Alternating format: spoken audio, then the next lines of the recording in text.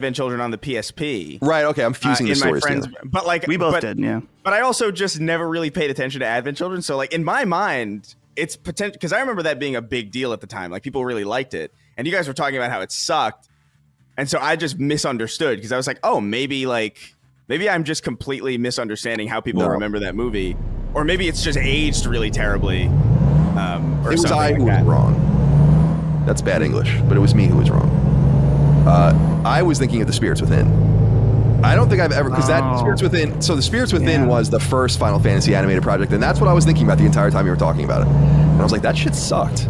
But that was a late Squaresoft product, and people were so amped about that the movie. I'll never forget it as long as I live. So I had them confused. I don't think I've ever seen Advent Children, to be perfectly honest with you. And if I have, I don't remember. Joseph Lucino, thank you for anything. Lee is Cool Jenkins wrote in and said, hey, Sacred Dudes, Colin, give that boy Dustin a break. I've seen him popping up on Defining Duke, Constellation, Summon Sign, and his own shows this week. Is this legal? He's tired, boss. All jokes aside, this has been an amazing week for LSM content, and Dusty Boy has been the MVP. Thanks as always. MVP accolades for Dustin Furman. Is that right?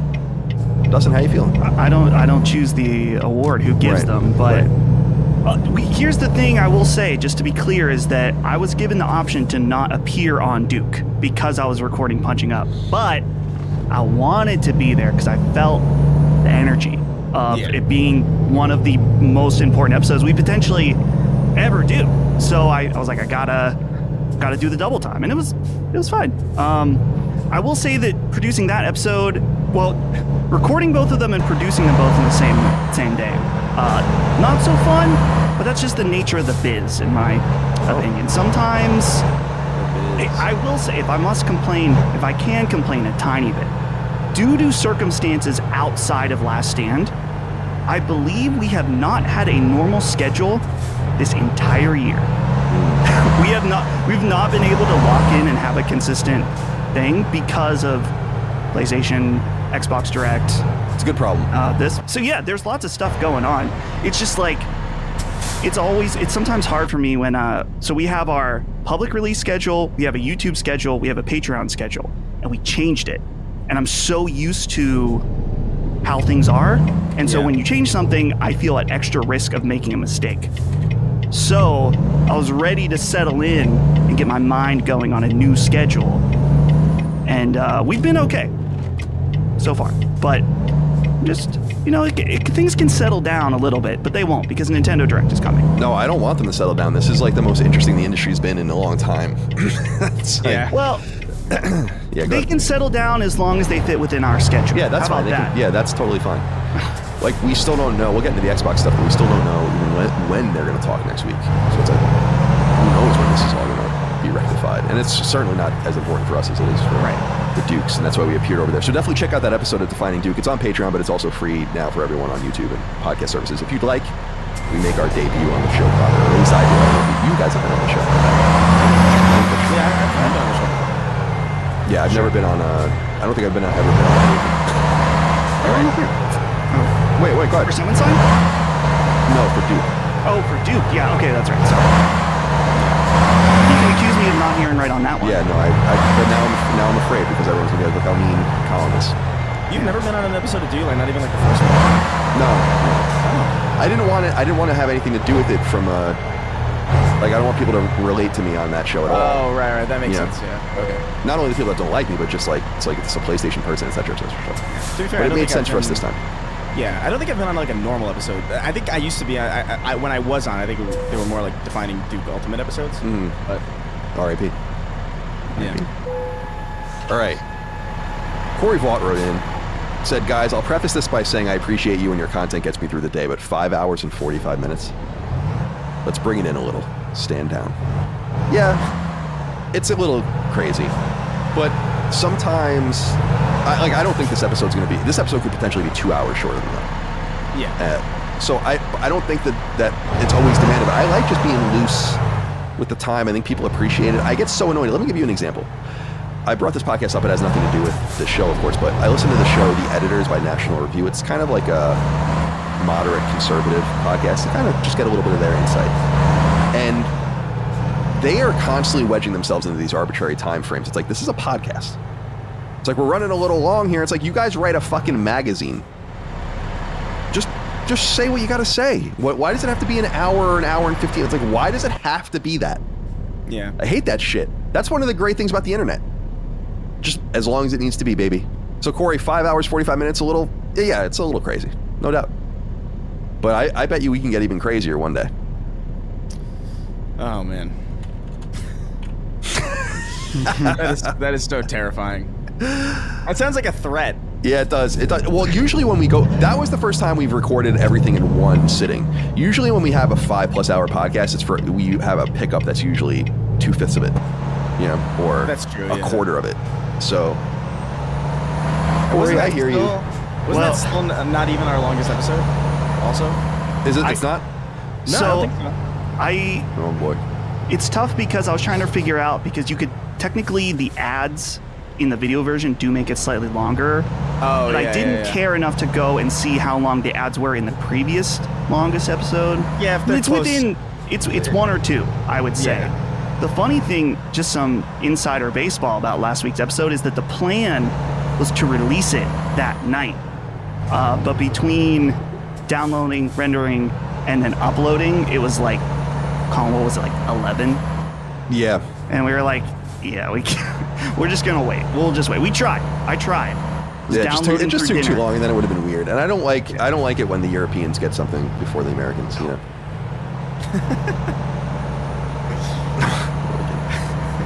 All right. Feeling Indigo wrote in. Said, hello, Sacred Boys. It finally happened.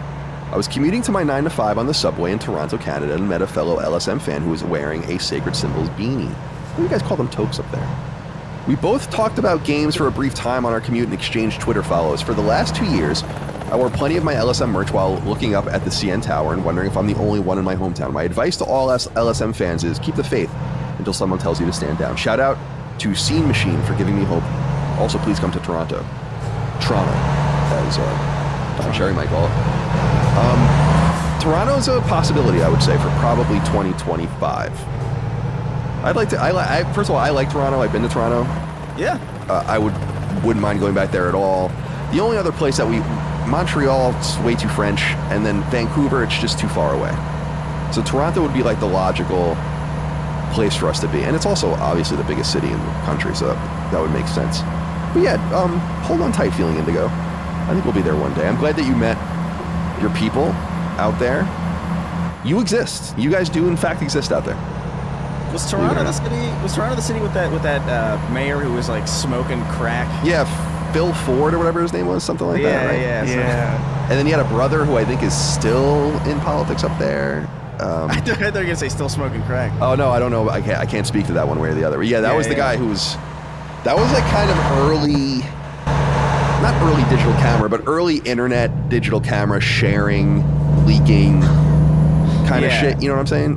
Are you finding it? I found an image of him smoking crack, and it's awesome. What's the year? 2010 seems too new. I feel like it was. But maybe you're right. I feel like it was even later than that. Oh yeah, that's good shit. Yeah. Oh, Rob Ford. That's his Rob name. Ford. Rob Ford. Wiki. I'm gonna say 2008, 2007, but let's see. Nope, you're right. 2010 to 2014, he was elected in 2010. So you're right. 64th mayor of Toronto. Yeah, because I remember this story being new while I was in college, and that's the only reason I remember it so vividly. And he was a city council member. That image is crazy. Oh, he died. He died. I didn't even know. Oh, so he died March 2016. Just before everything went to hell. He had cancer. Yeah, he missed all of it. Yeah, he missed all of it. He saw a world that is inconceivable. Like, he missed an entirely new chapter of the human experience by dying in 2016. It's kind of nuts. Is this a new low for Last Stand, laughing at an image of an addict? No, no. I mean, we both were. Oh my god. Is this a new low for... That's not even on the top 500 probably things that we've done on the show at this point. No, that's a good list, though. That's a good list idea. Yeah, top 5 lowest moments of Sacred Symbols. Right. Like, what is the most depraved and inappropriate? this is what AI is for, in my opinion, is to comb through all the podcasts. Like, I've thought about that, I would definitely deploy AI to just go through and just be like, what did I say about that's what's going to be fun, is like, what did I say about this? Because I don't remember shit. Right. You know, I could have said anything about, sometimes people circulate videos about me from IGN or Kind of Funny or even earlier here, and I'm like, dude, this could literally be made up. Like, I don't remember this at all.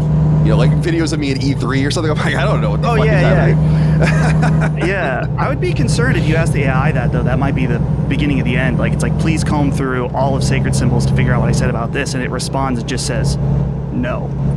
It's like, oh No, shit. That's a lot of work. That's the turning point. Or it just says, I'm not listening to that shit. Yeah. This picture is crazy. It looks like he's smoking a spirit bomb. It's so fucking bright. It's so I don't know. Should we put this picture of the show? I don't know. I already have a timestamp, man, to put it in. Yeah, he's deceased, sadly. Yeah, he's got a Gatorade back there. Also looks like hydrate. And a little empty. You gotta hydrate when you're cracking yourself up, you know? It's clearly a hotel, right? Yeah, probably. I don't know. Whatever.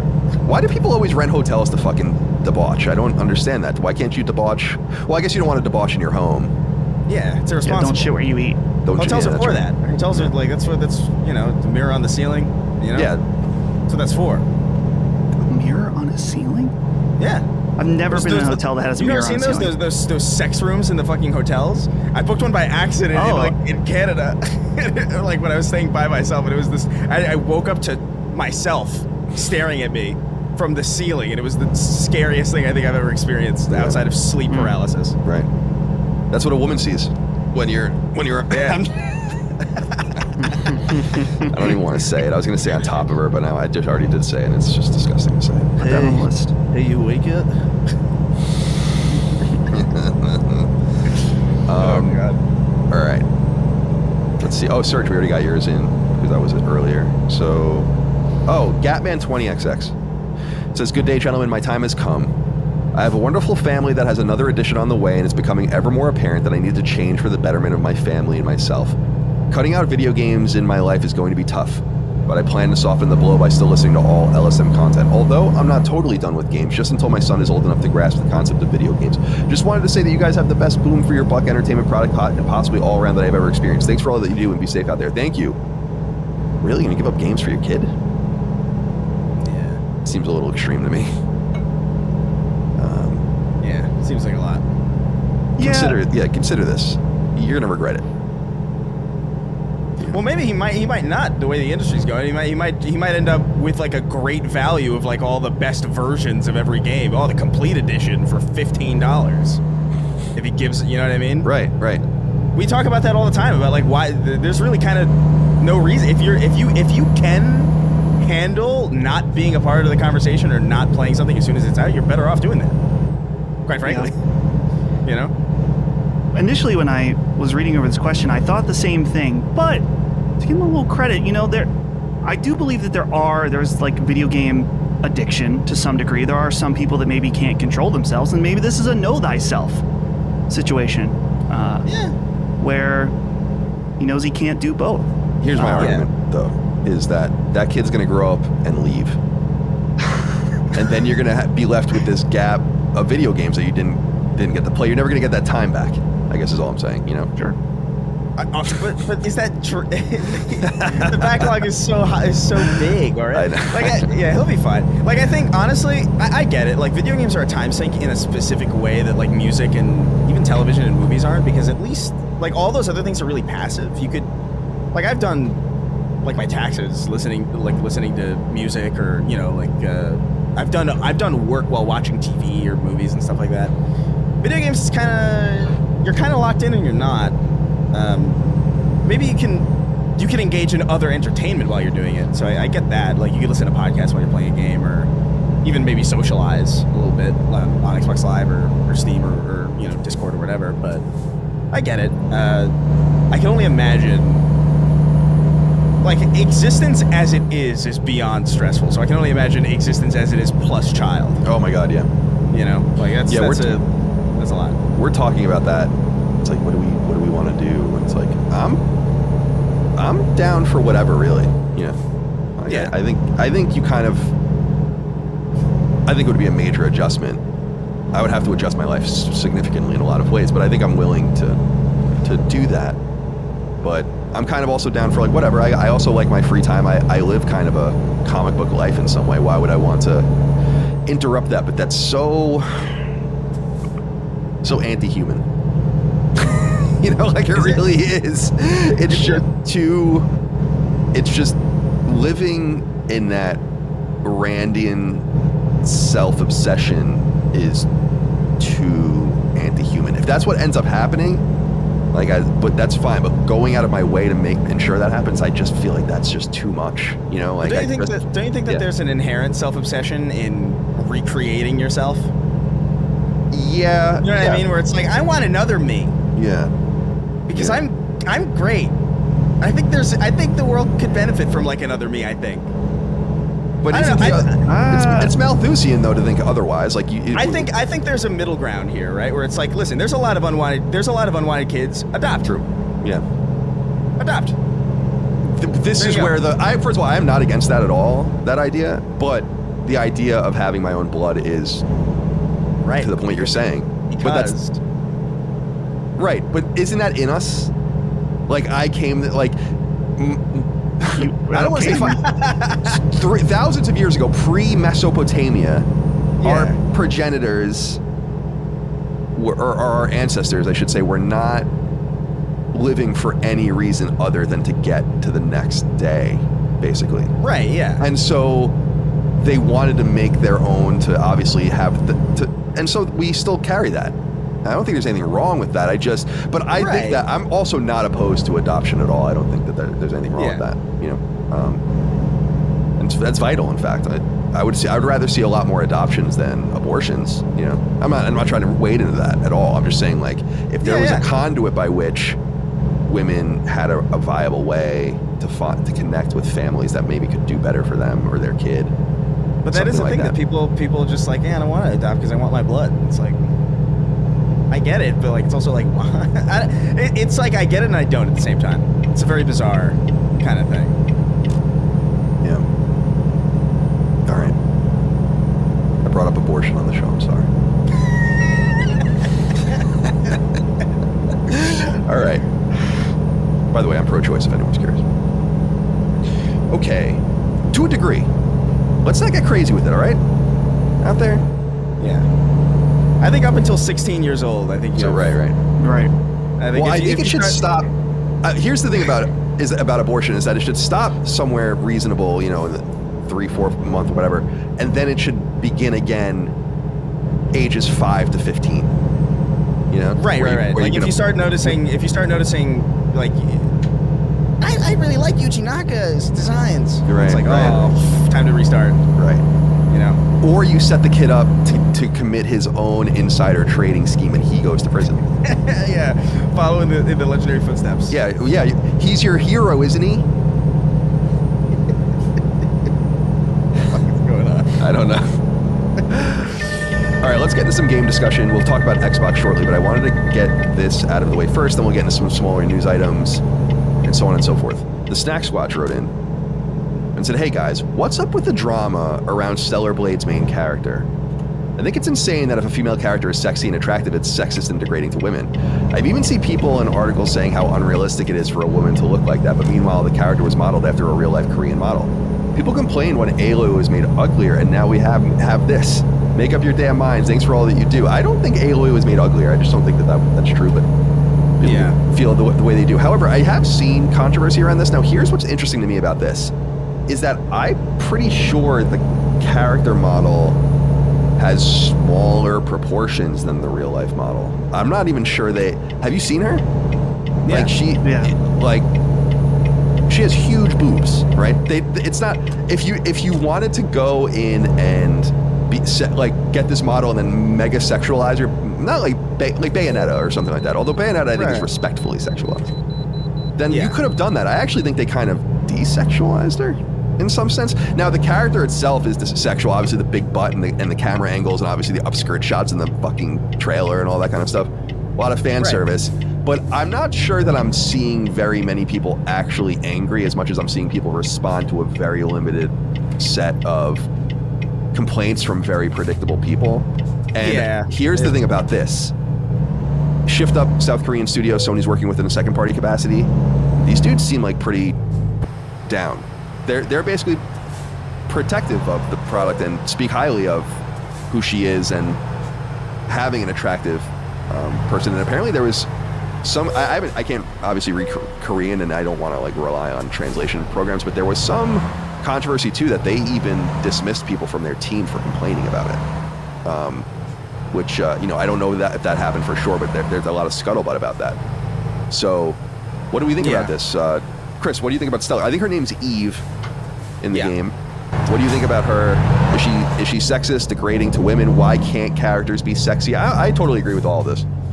Yeah, I think the outrage is largely overstated. I just feel like it's like a limited pool of articles. I even saw a video of like some guy going around. It's like, here's what New Yorkers think about Stellar Blade, and it was like this video of like, and it was like 5 people in Union Square, like kind of over and over again. They just kind of kept cutting back to him. It's like, look, man, with all due respect, I've spent a lot of time in that specific area. You really had to go out of your way to find these people. There's no place more disrespectful than that area. Also, it's like what? Also, it's out of context. It would be like walking up to someone and showing them Basic Instinct or something. And be like, what do you think of this? Right, and also just it's like I don't know. I don't know what you're even showing me. But you also know that like it's, you know, they asked a bunch of people and most people didn't give a shit, and then they pick the ones that are gonna get the most traction on social media or get the most people talking, and that's obviously the people who have a problem with it. I think I don't know, man. Like I think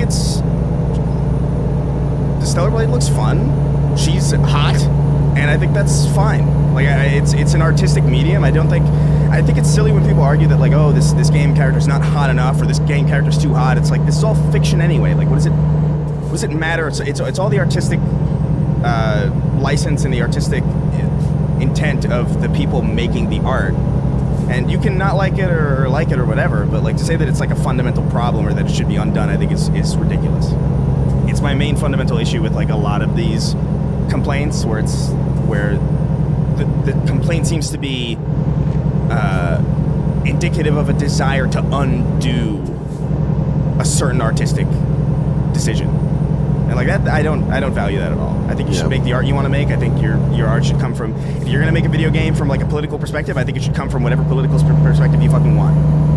I do think there's a degree of like, if you compromise on that in response to backlash, I think that's lame. I think that will always be lame.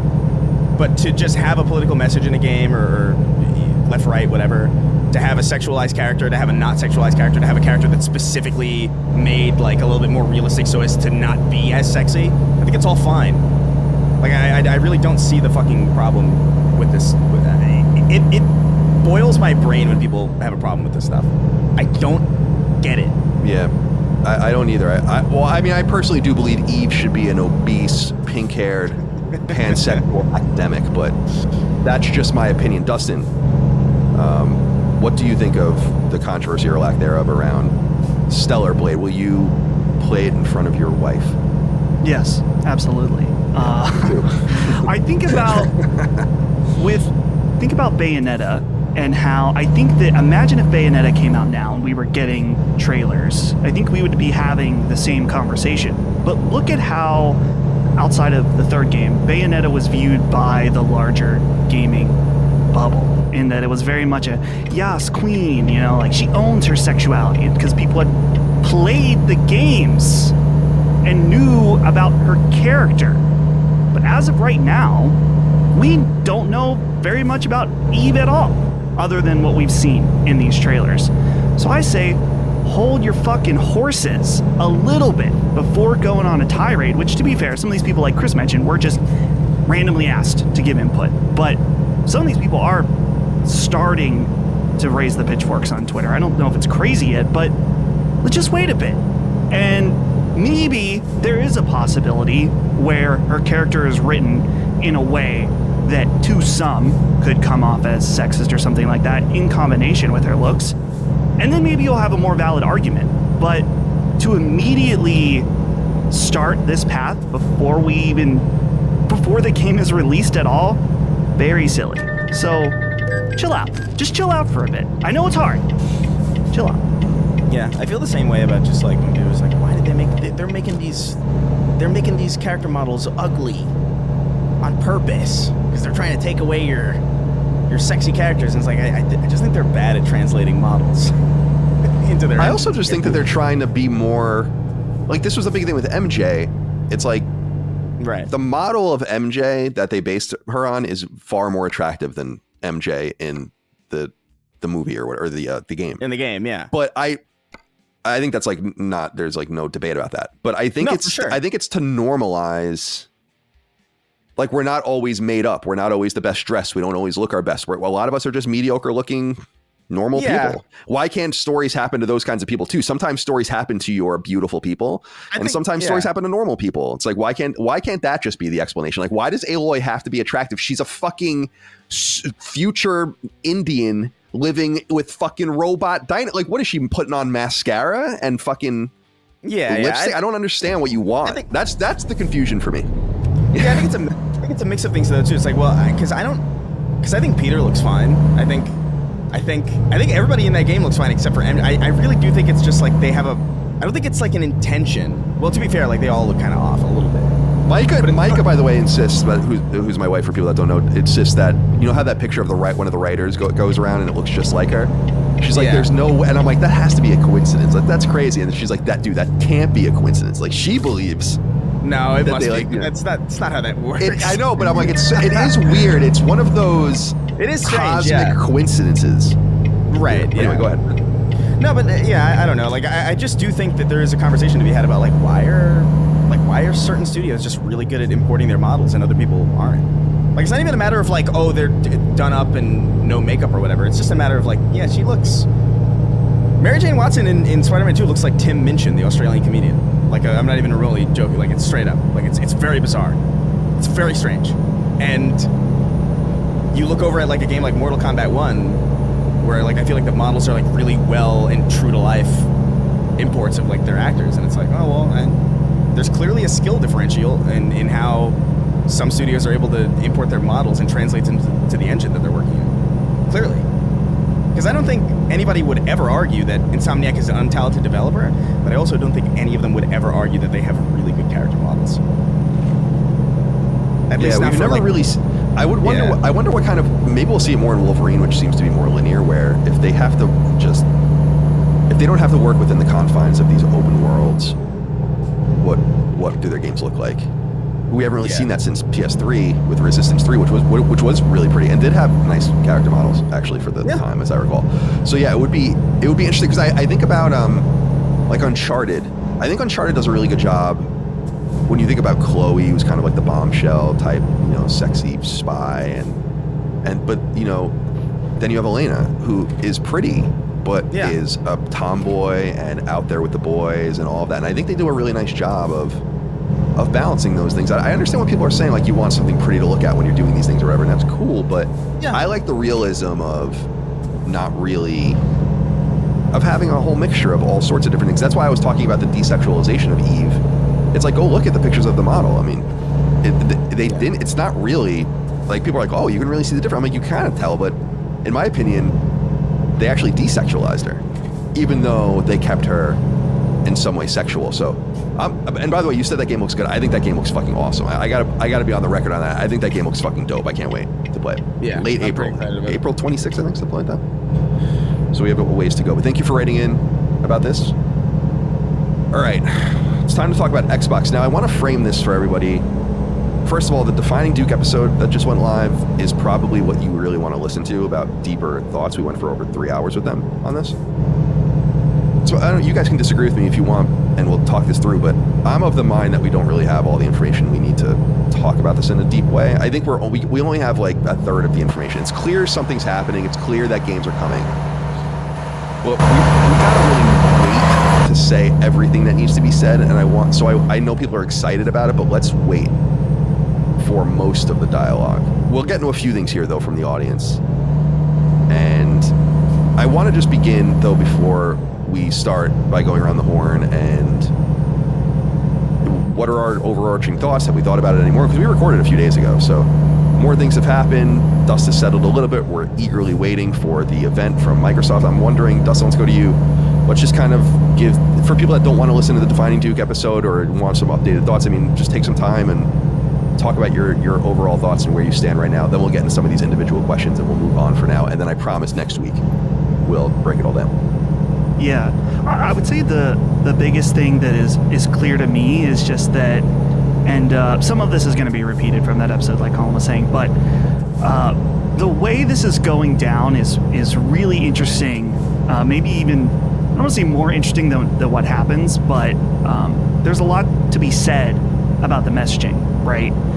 All these leaks coming out that seem to be, crazy. Like, where are they coming from? It makes me wonder what the source of these leaks, not that they're not coming, saying I'm skeptical of who's reporting them, but just that, is there something going on a high level where we have an executive that something is, maybe these decisions aren't totally finalized yet, or they seem to be, and they feel the need to get the word out there to try to impact change? Is there someone directly leaking this up? It really seems like that. Obviously, I think, yeah. Yeah, and at the same time, too, seeing this week in particular, I think is going to just be one of the most memorable weeks in gaming in general, in just that we saw this stuff go down over the weekend, and then we got a singular tweet from Phil Spencer that was basically, we hear you, and we'll have an update next week, which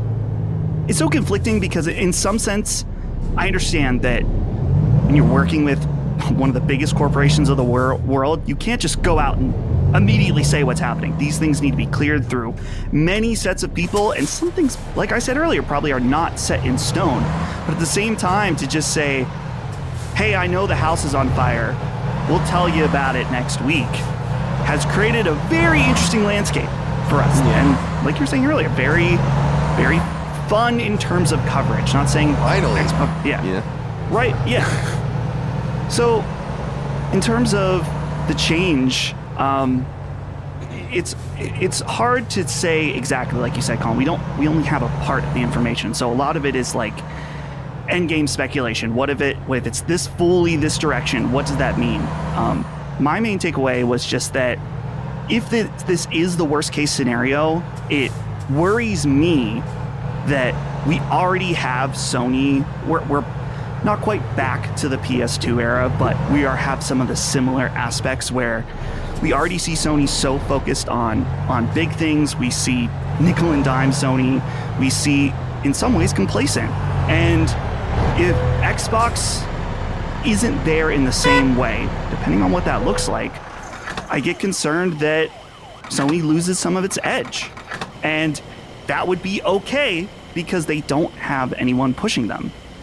Obviously, maybe that's not the factor at all based on what actually happens, but I'm always going to root for the strongest competition possible in order for us, the consumers, to win out.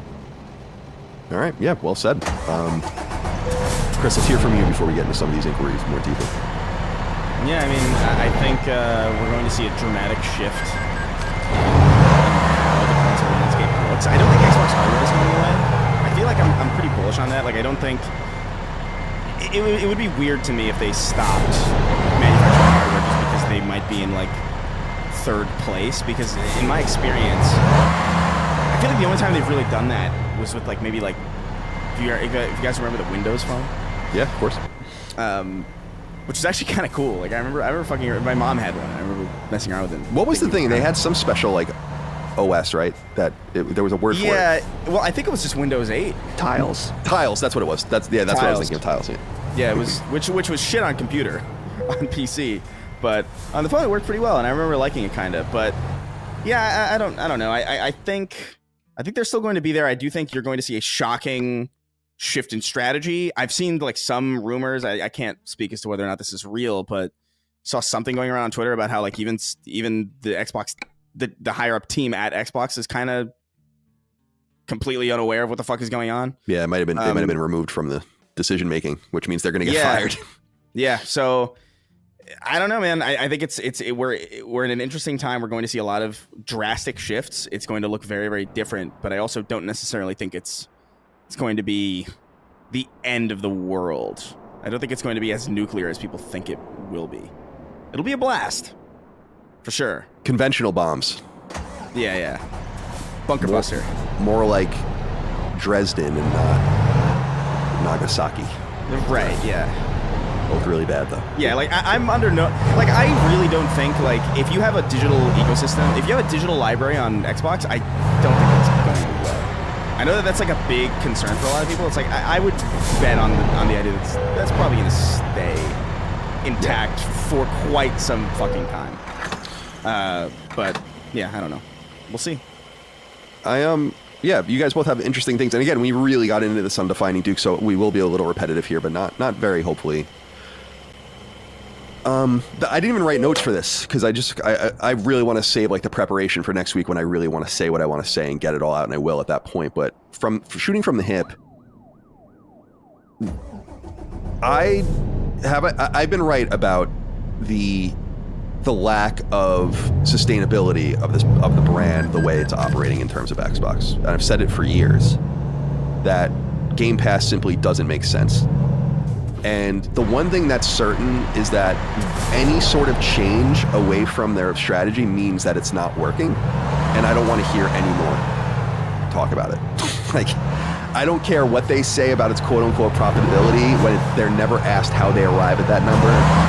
It's easy to get around your fiduciary obligations when you throw things out and you don't give anyone insight into actual data, which they don't.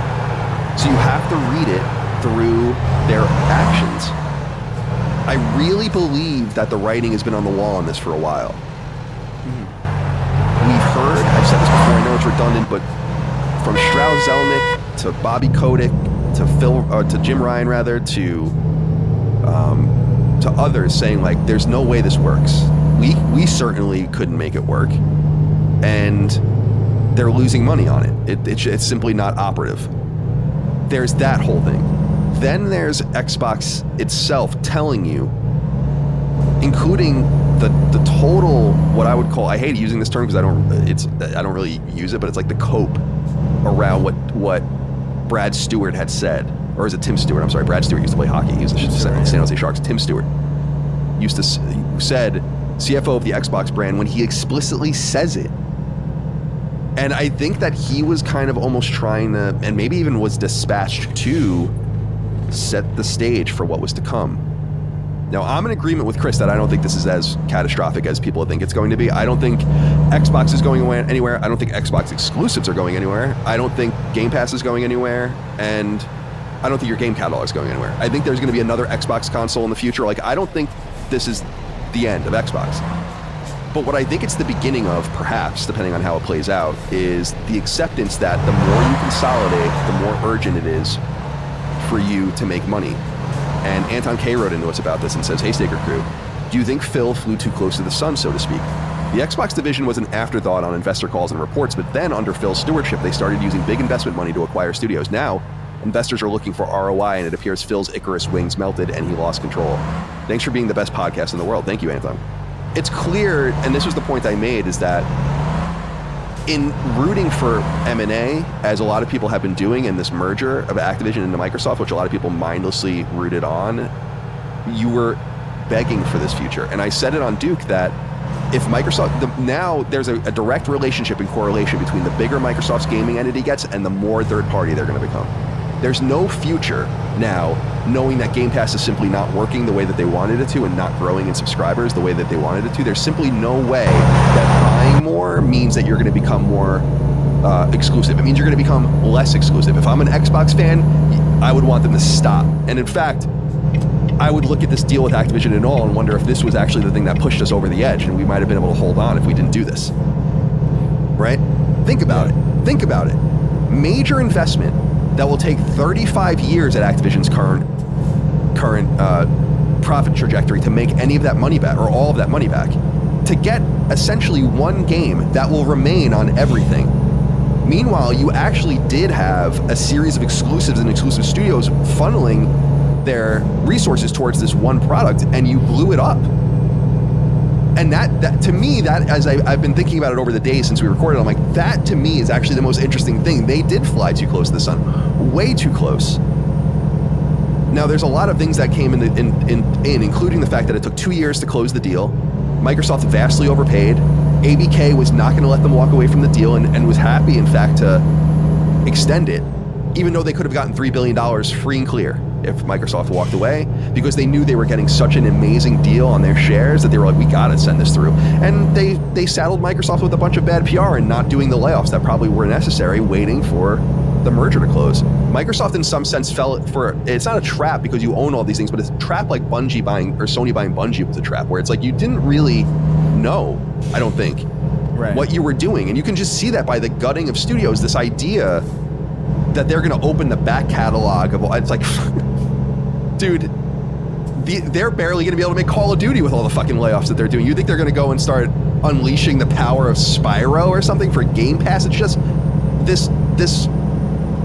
So there's that whole, there's a lot there, but there's that whole thing of like, you actually did have a strategy and you just kind of fucked it up yourself. It wasn't necessarily working either way, but you made it so much more unlikely. Yeah. And to the point where I'm not convinced Call of Duty is ever going to be on Game Pass, but we'll see. And so I think the way you would want to market this if I were Xbox. So let's assume, and I want to go around and get your guys' predictions actually. But what I think is going to happen is that they're going to say something like, we are going to start releasing, and I keep using the term concentric circles, like things from Activision and Bethesda are going third party. And maybe Bethesda's timed. And then we'll have select back catalog legacy products going too, but they're still going to have exclusives and permanent exclusives and certainly timed exclusives and all those things. I don't think it's going to be as dramatic as people think, but I wonder if they can position it to say, by unleashing the power of our catalog on other platforms in whatever respect, we can harness that profit to make Game Pass better and more sustainable for the people that use Xbox. In other words, say like we all win. Yeah. If we do this, and that's probably what they're trying to figure out, because it's clear Hi-Fi Rush is coming. It's obvious. It leaked. It's on Epic Game Store. The image is there. Like, it's happening. And Sea of Thieves, the leak of that comes from reliable sources, and so does Starfield. So I believe that that's happening. I don't know. And again, I don't know if they're going to say all this tomorrow, but I think that they're probably going to set a cadence. I mean, I wouldn't be surprised if something like Master Chief Collection was coming over too, but I'm with you, Chris, where I don't think it's quite as dire as people think it is, but I think it's basically game over as far as Xbox being a competitor. Yeah, I do believe that. I think if they remove the only advantage they have, which is the games that are unique to their platform, then yeah, it's pretty much a capitulation. But it's a capitulation that allows them to continue to do business and harvest the amazing monthly active user count that they want to make money off of. And I don't mind this idea of them saying, this is where things, I don't know where we said this, but, oh no, Dustin, you said it. I think on the Duke show, which was, I was always of the assumption that Game Pass would come. And it's clear that Sony's like, there's no way that's happening. Like, you're not putting Game Pass on here. And so the idea that Microsoft is basically saying, okay, then our next option is to start seeding games here so that we can go to you in a few years and say, well, you allow Ubisoft to do this and you allow EA to do this. Why can't we have a catalog of games? We already sell all these games a la carte on your platform anyway, and so they're kind of approaching it from a different direction, I think. Oh, yeah. And I think that that's probably the strategy, and that's a pretty operable strategy. And I want to reiterate as I close, because I know I've been going on for a long time now, that I personally don't think Microsoft made a bad bet in Game Pass. I just don't think that they're the brand capable of making it work. I think that flipping the table over, you're losing the poker game, you flip the fucking table over. Cards and chips go everywhere. You try to change the name of the game, I get it. And I think that that's wise. That's not a bad idea. But it didn't pan out because you don't have the stewardship necessary to make it happen. You don't have the gaming talent, the producing talent, the ability to attract talent. And the big thing here, and I see people being pretty loose about this too, and it's just worth talking about, is like, I still have no idea how these people were in charge of Xbox. If this is truly, and we all agree on this, I think, if this truly does come to pass, it's like you have to assume that that's the beginning of the end of those people at Xbox, because their bets totally failed in terms of everyone's like, look at how much money they made. It's like, dude, all the money they made was on Activision, and just bringing the money and bringing their books in, and by the way, during Call of Duty quarter, which undoubtedly just got the attention of higher ups at Microsoft that probably would have let them continue to try and experiment. I would imagine that they probably had a really, really long leash where they probably could have went on for a number of years trying to make this work, if not for that big influx of cash that then supplanted Windows. Right. Like that's always been the history with Xbox too. It's not even like that. That's like necessarily like, it makes sense if you're operating a corporation that big, that like when something comes along that suddenly supplants your main thing or one of your main things, so like you're gonna pay a lot more attention to that. It kind of, you know what it reminds me of? It reminds me of how Sony Pictures specifically handled Spider-Man as a live action character versus how they handled him as like in Spider-Verse. Spider-Verse was just like a scrappy team that was just making some cartoon movie that they didn't give a shit about. So higher ups were like, whatever, it's gonna be a cartoon. Like nobody's gonna care about that. We want to get Tom Holland in the MCU. We want to get Spider-Man in the MCU though. That's what our focus is. And those movies were all kind of like, because there's a lot of oversight there. And then that Spider-Verse movie ended up being fucking amazing because there was no attention put on it. And then what happens with the next one? Now that one's a proven success, now that one's like, oh no, this is the premiere product. Now you get a movie that's still good, but like now has like a bunch of layoffs. There's like a bunch of different versions going out to theaters because they were working up to the wire to get it done. It doesn't end, you know? It has like a cliffhanger ending. Like there's a direct line between how important something is to the brand versus how much rope they get. And I just think that Activision infusion was just like too much for them to not be like, what's going on over here? Oh, we're putting this everywhere. It would be dumb of us not to. Yeah. And so, yeah, we'll see how it goes. We'll see how that fight pans out. But I think it's that overpay. It's that overpay and that cash influx that was, and just time and just situations changing. Like their situation has materially changed in those 2 years. The bullishness on Game Pass in early 2022 and the bullishness on Game Pass post Starfield, in which it clearly didn't really do anything for them in that respect, or they would have said so, is, I think, market. Maybe we'll get Game Pass numbers next week. That would be really interesting. WTF wrote in and said, "Hey, gentlemen and Dustin, how do we feel about the upcoming Xbox news, and do we have any predictions? My prediction is that Phil Spencer walks out in his signature shirt and jacket combo. The shirt under the jacket is a beautiful blue, and he has a big smirk on his face. He starts giving the presentation with the Xbox logo projected onto a screen behind him. The lights dim. We hear that all too familiar world premiere voiceover. Uncle Phil looks point blank into the camera and says Xbox will publish games on PlayStation. He unbuttons his jacket, and the blue shirt has the PlayStation logo on it. Phil lets out a maniacal cackle. The image projected onto the wall changes from the Xbox logo to his name, Phil Spencer. And then hear the PlayStation 1 startup sound and see his name transition to his initials, PS. Then it transitions again to the PlayStation logo. The lights go out and then come back on a few seconds later, but Phil can't be found anywhere." I like the idea that his name is PS. Yeah. It was right under our noses the whole time. Yeah. We've been looking at the shelf behind him, but we should have been looking at his initials. So let's get you guys on. I talked a little bit about what I thought was going to happen, which I think is the beginning of the teeter-totter, but it's not this full explosion of like Xbox is over. I don't believe that at all. So let's get you guys on the record. Chris, let's start with you. What do you think is actually going to happen? I'm not even convinced this is going to be a video of any kind. Like I don't know if they're really like, what are they going to rent, like an event space, or they're going to like put him in front of a green screen and go through an editing pass of him kind of saving face. Like I don't know. Like I almost don't even think Phil Spencer will be involved. I feel like it's a possibility that this is just if he's not involved in this, they are fired. Like that. Well, yeah, you would have to assume, right? You would assume, yeah. I mean, I don't know. Like if it's Satya or something, it's like I don't think that's good news for you.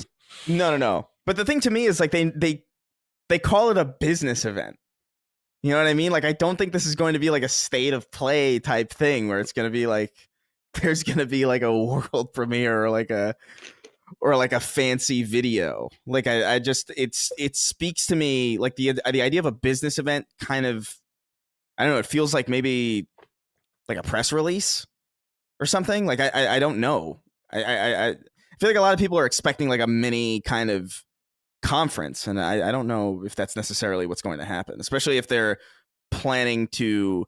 If they were already planning this for like later in the month, and now they gotta like just zoom it on up, I just don't think it behooves them even necessarily to make it that way. So I have no idea. I think, like you said, it's the beginning of the teeter-totter. It's not the end. But as far as the format in which we're going to see this, I'm not necessarily convinced that it's going to be a video. Dustin, what do you have to say? Yeah. Well, looking at Phil Spencer's exact words, which I think some of this event or whatever, what if it, is it going to be a video? He says, we've been planning a business update event for next week.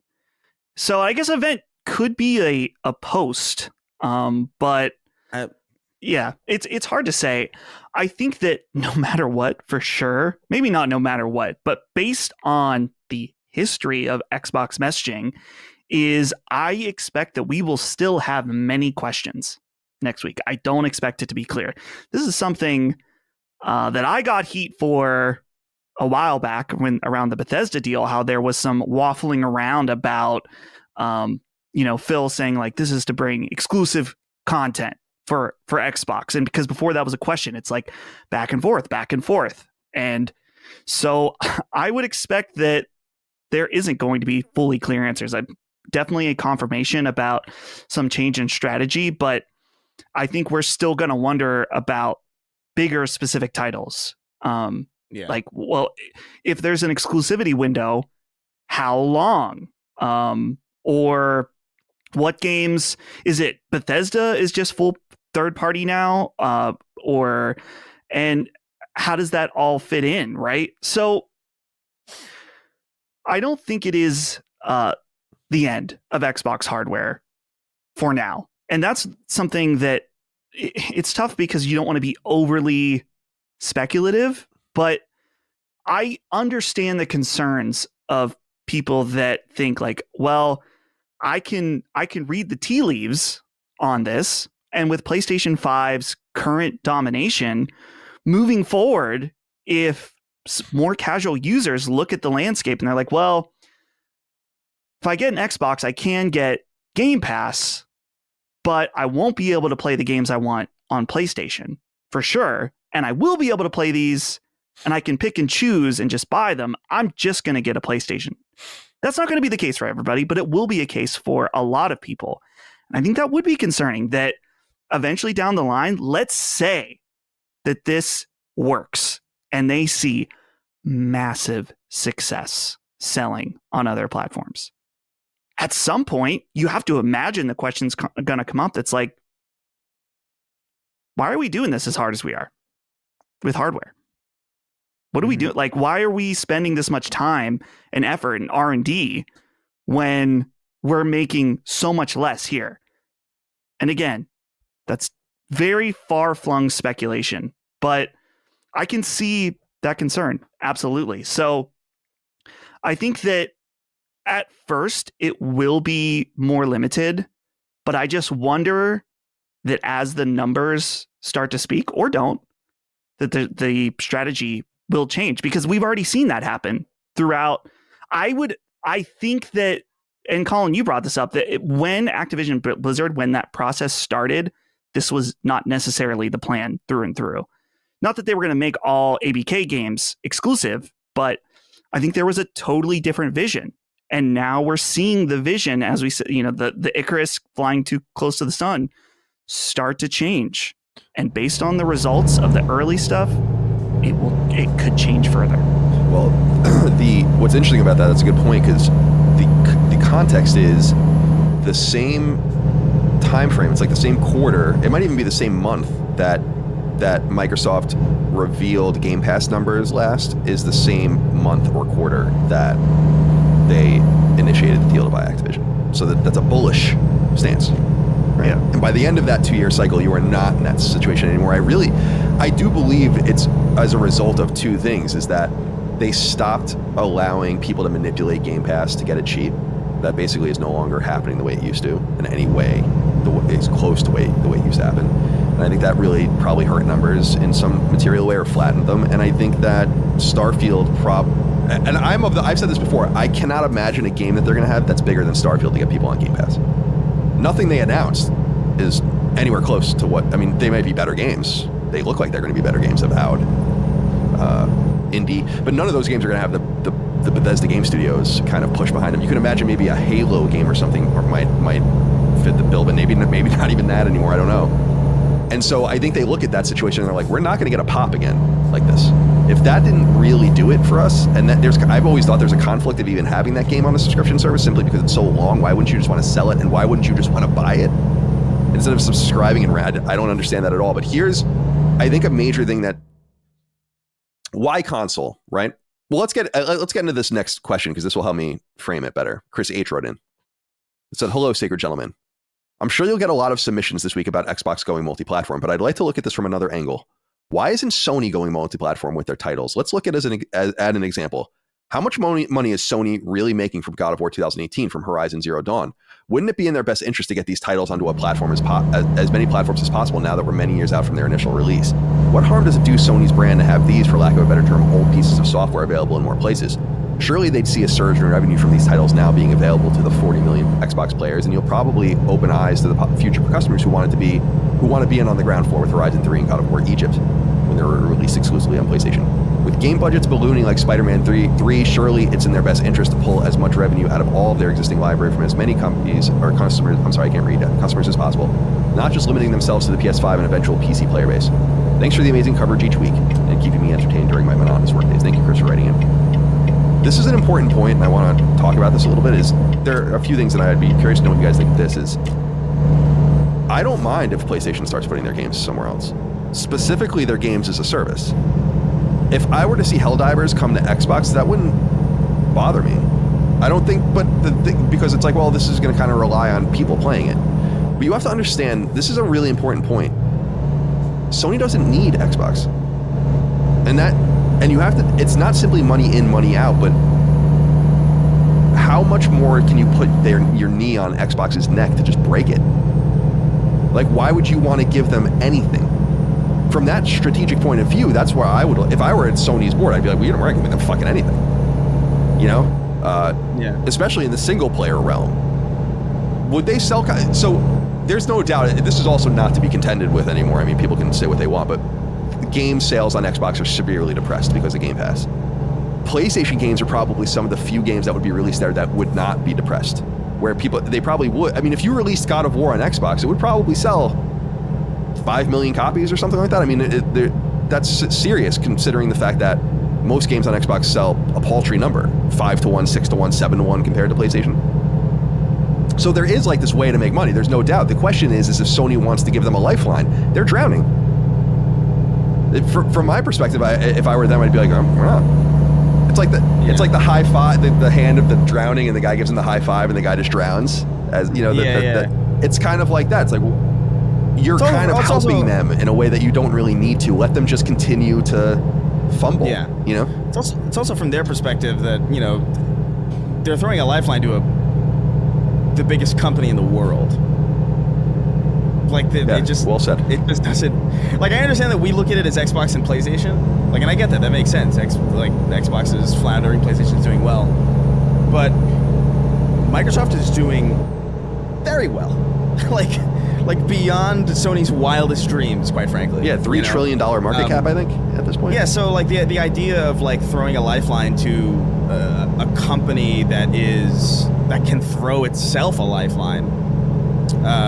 If it's so wanted to, and if they're not doing it, then why the fuck should we? You know what I mean? That's how I would think about it. It's like if Microsoft isn't throwing a lifeline to Xbox, then why the fuck are we as PlayStation going to do that? It's crazy. I do think. Look, I don't think it's unreasonable to have this vision of the future. I do think the future will be, these console manufacturers will become launchers in some sense at some point. Like at some point, the plastic box will not be necessary. I don't think we're anywhere close to that necessarily. I think that's probably like a good 15 to 20 years away, probably, before we have the tech to really justify that. And I think it behooves them to make a value statement for their digital library now, so that when that eventually does happen, people are locked into that ecosystem. They got like, man, I got like 20 years of history here. I've got 20 years of digital games here. I got my PS profile. I got my trophies. I've got, all this history here. I think it makes sense and to keep those games as exclusive as possible. I think honestly, like one of the biggest mistakes that Microsoft made, I think, wasn't even Game Pass. It was just the way they went about it, because it was always my thought process was always like, dude, why wouldn't, like, even if you're trying to sell your console as like a primary, like, hey, you know, this is an exclusive, right? Why not make the case of putting Halo on PlayStation at a full $70? And then have a machine where that's available to you ostensibly for free. Right, exactly. Like This goes into my splash screen. This goes into my splash screen argument of having a new splash screen that's literally Xbox Game Pass when this games start up. And yeah, I've always felt that way. I've just like they're leaving a lot of money on the table, and they're doing a reasonable thing in my eyes of making a distinguishing difference between the two platforms. Where it's like, hey, look, yeah, it's over on PlayStation. You can pay say $70 for it. But over here, you can pay the subscription service, which is a fraction of the amount, and you get way more for it. And why not have that beat every single time? Why not rake in as much money as possible over on PlayStation and attract as many people to Game Pass as possible? I feel like in some ways their bullishness on exclusivity was really, really at odds with what Game Pass needed to do to make a point for its own or to justify its existence.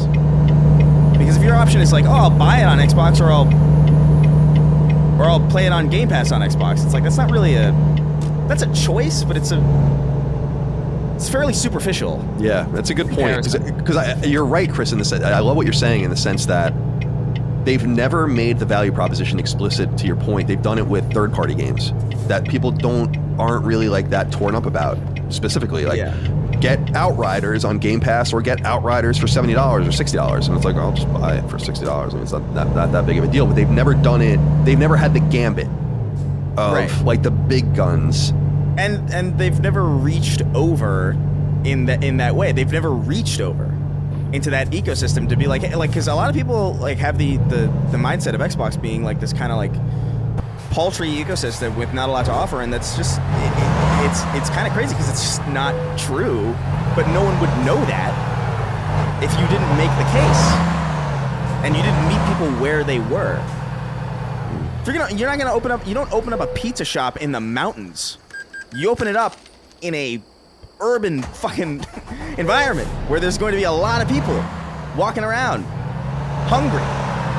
And so that's, I don't know, to me it's like we're at a weird place where they're ending up where they probably should have been, but not for the reasons that they should be, and not in the way that I think they wanted to. Because I think Xbox has always flirted with the idea of multi-platform. I think even Microsoft, even before it was Microsoft Game Studios, I think they published some games on PlayStation, like some Microsoft like Word, Windows style games on PlayStation. Mm-hmm. So like they've always had this weird kind of reach across the aisle mentality. Obviously, Halo on DS you talked about. Right, it's inherent. It's in Microsoft's blood. Like, it's in their blood to do this. Yeah, it's in them, and I just don't know why they took so long getting there when it's clearly what they've wanted for so long.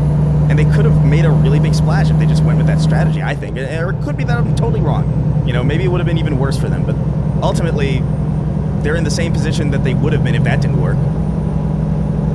So, I don't know. It's a crazy... It's all so wild that we're even having this conversation. Yeah, it's very interesting. And again, contextless still, because we don't know exactly what's going to happen. Right. It doesn't come in here. Yeah, so... Come on in here. Come on down.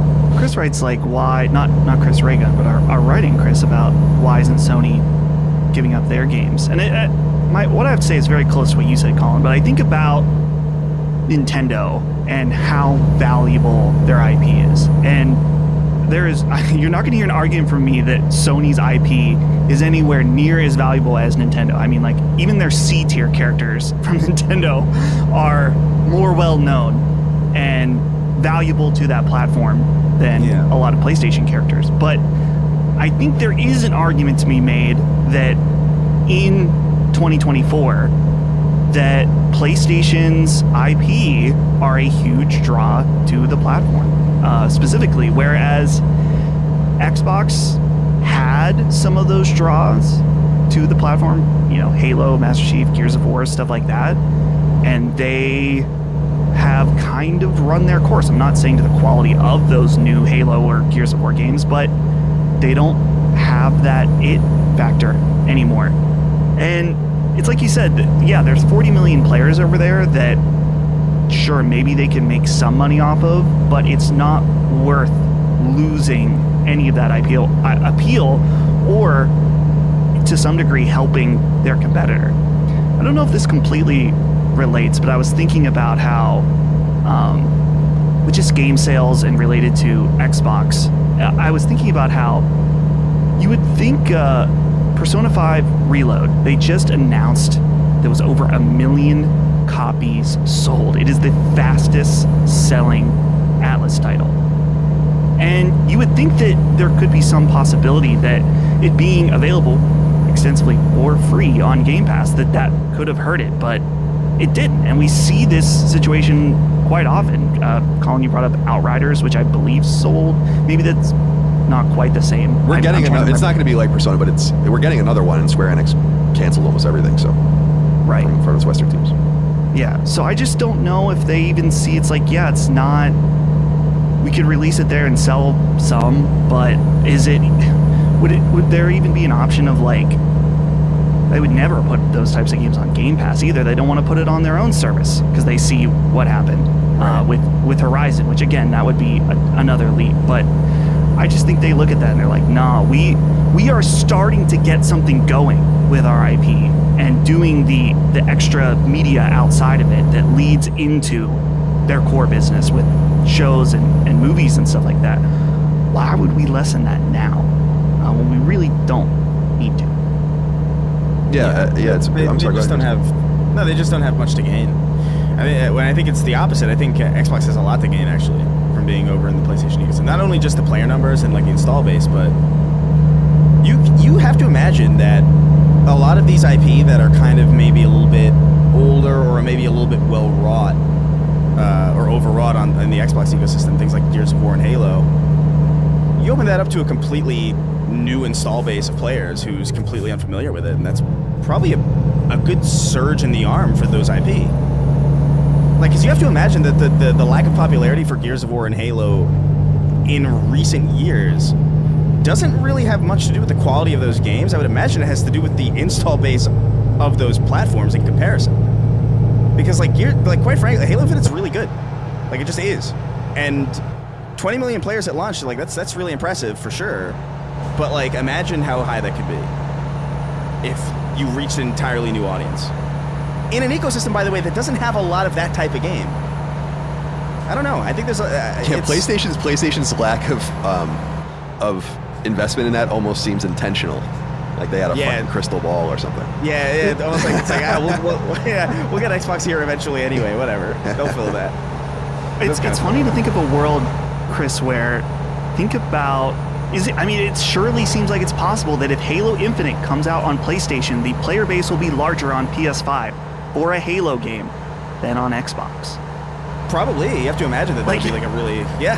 I mean, that would make sense also just from the cultural shock of that, being like, what the fuck?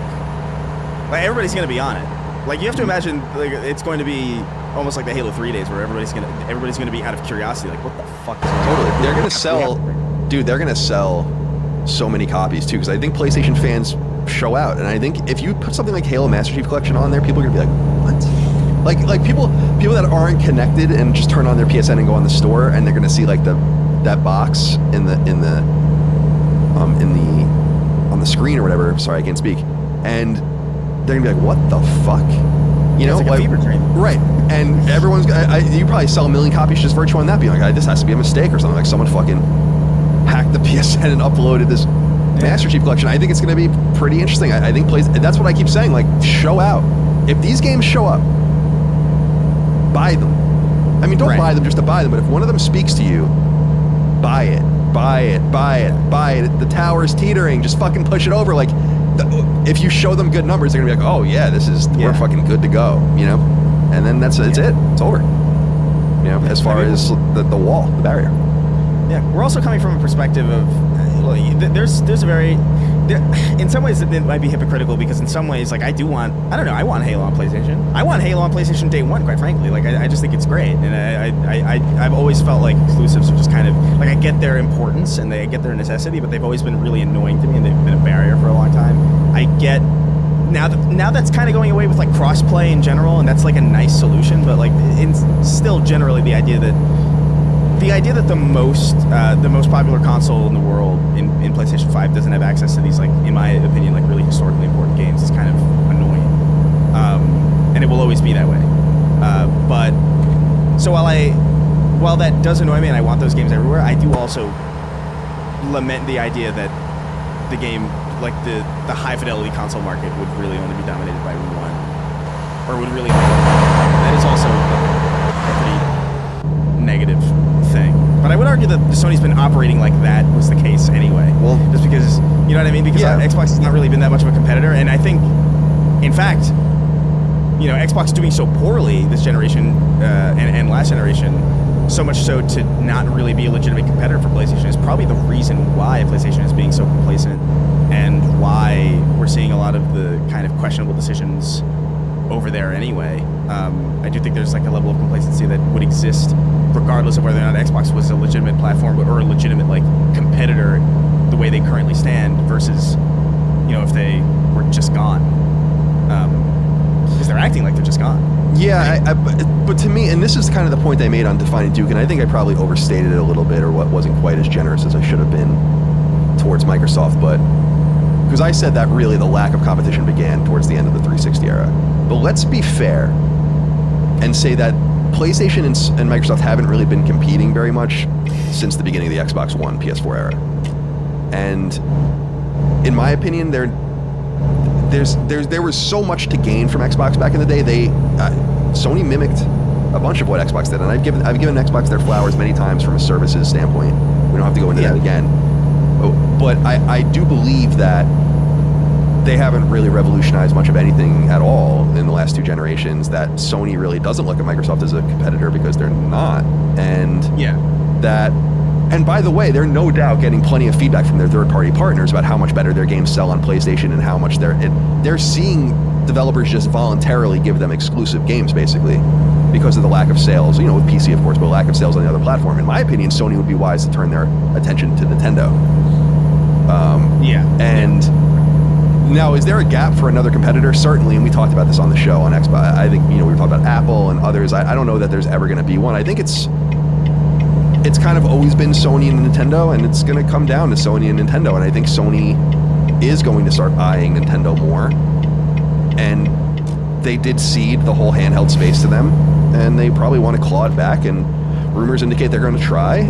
And so I think it's time to kind of move on from this PlayStation Xbox competition and move on to a reimagined PlayStation Nintendo competition for the first time in a situation where Nintendo arguably has the upper hand. I mean, when you think about PS1 versus N64, that was a blowout. PS2 versus GameCube was a rout. And then you have Wii and outselling PS3, but really being a mass market device that stopped selling by 2011 and 2012. So I don't think Wii did awesome. I loved the Wii early on, but then it totally broke me, you know, 2 years in, where I was like, I can't pretend that I'm into this thing anymore. So I just think this is the first time where they're competing more as equivalent creative companies, where I think Nintendo even has the creative edge. And to the point of, if the argument is always like, oh, but you can make money selling your games on this other platform, and that's the only part of the argument, then there's no reason why Nintendo wouldn't sell Zelda on PS5 and sell another 10 million copies. The reasons for that are obvious, because they don't need to. And again, that is the operative word, need. Microsoft needs to spread the field. PlayStation would be very happy, I think, to put its kneecap on Xbox's neck and crunch down on it. And I think that they're in the process of doing that. And by the way, even things like the Square Enix stuff with Microsoft, where everyone was like, oh, this is really positive. I don't think people were thinking about this from, like, when they got Final Fantasy XIV. You have to have Game Pass to play Final Fantasy XIV. You know what that means? They licensed it. That wasn't a voluntary, like, we're gonna play nice with you. They're licensing it. Like, it doesn't look good out there.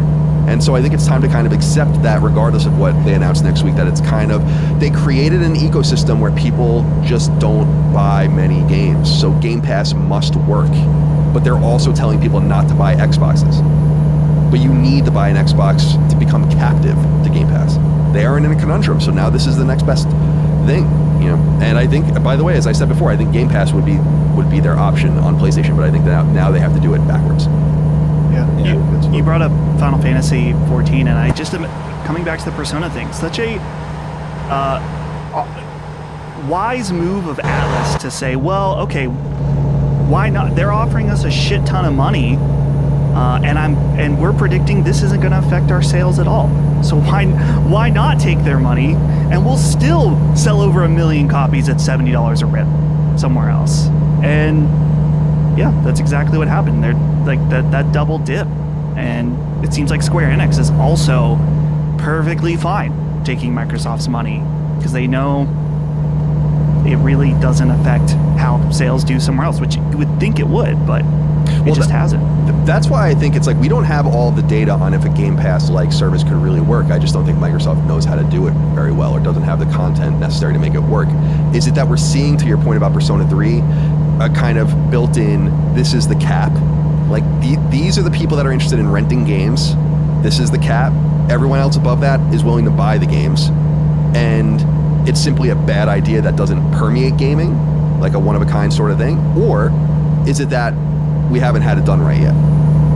And I'm not entirely sure which is which. I'm of the mind that it's simply financially infeasible. Like, to reach the arc of subscribers you need on a service like that to make money, you have to not only spend an enormous amount of money, but the number that you would have to get is probably like 80 to 100 million people or something like that to subscribe. Yeah. And I just don't see any game rental service operating like that because no one plays games like that. If you just do the math yourself, you realize, like, why wouldn't I just buy this and own it?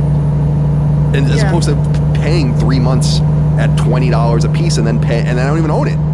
Or even the argument of just like the type of people who would even really get value out of that is inherently limited. Like the type of person who plays like 10 different games a month is probably like not that frequent of a person. You know what I mean? Especially in the grand scheme of, you know, all the people that play games. Like most people play the same game the entire year. Like, oh, I play FIFA. And that's it. Maybe I'll pop in for Call of Duty at the end of the year, or maybe like there's some, I don't know, like a God of War will pop up and I'll be like, oh, everybody's talking about this, I gotta play it. But you have to imagine that the hardcore space where people are willing to play that many different games at once, people like us who play like a lot of games, they're either a limited pool of people in the first place who would be open to entering the Game Pass ecosystem, or B, they're so hardcore that they would just buy to own. Right? Like, you'd have to imagine that those are the two operative. Like, I'm kind of like a weird, I don't mind it, because to me it's like, oh, that value proposition is insane, and it is. But most, I don't know, I don't think people are necessarily thinking about that when they're thinking about games. They're just thinking like, what do I want right now? Well, think about, you're right, but also think about people, you know this, Chris, but it's like people misconstrue or conflate value with profitability or value with sustainability. A good example of this is a weird example, but the Costco hot dog, right? That is a loss. That is a big loss. That is a loss that they do, like, as part of, they're not doing it to make, just because it's valuable doesn't mean they're making money on it. Just because it's valuable doesn't mean it's sustainable. Right. Like, someone is paying for your fucking $1.50 hot dog, you know? And people just couldn't wrap their minds around this. It's like, but it's so valuable. And I'm like, yes, someone's paying for it. Someone somewhere is paying $500 or $400 or whatever $1 million to create and market Starfield. Just because you're not paying for it doesn't mean someone isn't paying for it. It's just such a strange divorce from reality. I don't know. I just don't get it. Yeah. But one final thing I want to say before we move on. Kyle Taylor wrote in and said, hey guys, I was late to the Duke episode to write in. However, I have a question mainly for Colin. Do you think there will be trophy or platinum support for the seemingly inevitable and hypothetical Xbox releases on PlayStation? If so, would this entice more PlayStation players to engage with said releases? I know it would draw myself in. Would it entice you, Colin? Certainly, but yeah, obviously they're gonna have trophies, which is crazy. That's the craziest part of all is the Halo Platinum, the Gears of War Platinum. Tempting. It's strange. The Halo. I just looked yesterday on my achievements because I played Halo 1, 2, and 3 in the Master Chief Collection, just normal, and played it through, and I think I have a combined 460 achievement points from those 3 games. So you have to like go well out of your way to get but that's going to be so weird and so interesting. And so, Dustin, what's going to be your first platinum trophy on Xbox Platinum Trophy? We do a little bit of trolling. Do a little trolling. There's something appealing about Halo 1. The game, man, and Halo 2. Those 2 games, even though Halo 3 is better, very nostalgic place in my heart, but would be pretty difficult, I would imagine. I'm gonna have to look at that trophy list, and actually, or not trophies, achievement lists, because when I played through all of those games last year, I have no idea to what degree I got those. It's probably pretty limited. Like is it probably Chris? I'm imagining it's a lot of skulls, and like use these 3 skulls and. Yeah, I mean it's a lot of the original list and also like collection specific lists. So I don't know. I've been trying to 100% the Master Chief Collection on Xbox for a while, and I just it is so hard. It is so difficult. I wonder if they're going to. My curiosity about it, I kind of hope they don't, but like because the way that it interacts with PC is that it kind of signs into your Xbox Live profile. So I wonder if like that will, because when you sign into Master Chief Collection on Steam and you've played it on Xbox One or Xbox or whatever, it'll unlock all those achievements for you. Like the ones that just happened to me when I bought Master Chief Collection for $10 on Steam Deck, and so when I logged in, it was just cycling all of these Steam achievements. I was like, oh. Yeah, okay. So I wonder if they'll do that for people returning. I'd imagine they'd benefit greatly from not doing that, or at least having a choice. But it's a difficult list. I almost feel like it needs to be reworked in some way for a platinum. Yeah, but I have 120 out of 700 achievements on Steam for Master Chief Collection, which I didn't play Reach, and I did play through on normal on all of them. But oh my god. I actually never looked at so I have 376 out of 700. Yeah, that's a lot, but you've got a ways to go. That is so much. Numbers. Chief. The other one I think of that I think I would imagine that this game would migrate over because it's like who cares? Is retro what is it called? The rare retro collection or whatever. Yeah. Rare replay. And that one, didn't that have like 10,000 achievement points or something insane like that? I might even have more than that, like 25,000 achievement points or so. It was like something insane, and I wonder if they would release that with all the platinum. It was like some of their games from the early Nintendo era games that they didn't necessarily publish with Nintendo. But anyway, I digress. For me, I don't know. I'm a Gears of War fan. I don't know if a lot of people. It comes up once in a while on the show. I've never played the newest one, and I never beat 4, but Gears 1, 2, and 3 I really like. And so I think that if they released a Gears games a la carte or as a collection, I would be all over that for sure. And if they release Hi-Fi Rush, I'm buying that for sure as well. But I don't think I don't really care about the trophies in it. It's just like, that's like an oddity. How can you not buy that? That's just strange. Like, you gotta buy that. Sea of Thieves, I won't be buying. Is Sea of Thieves, if you don't have Game Pass, is Sea of Thieves free to play? No, I don't think so. No, you buy it. I'm pretty sure. Yeah, that's an interesting one to migrate over because I've heard arguably that's like Xbox's greatest game, basically. It's since maybe the 360 era. I guess it depends on what you value. I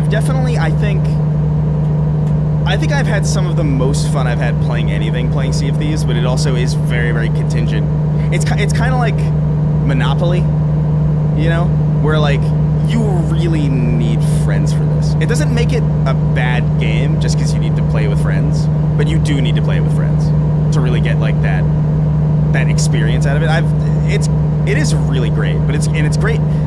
It's great in a unique way that I don't think PlayStation has answers for, which is why I think it would make I feel like Sea of Thieves is going to be huge on PlayStation, honestly, because there's really nothing like it.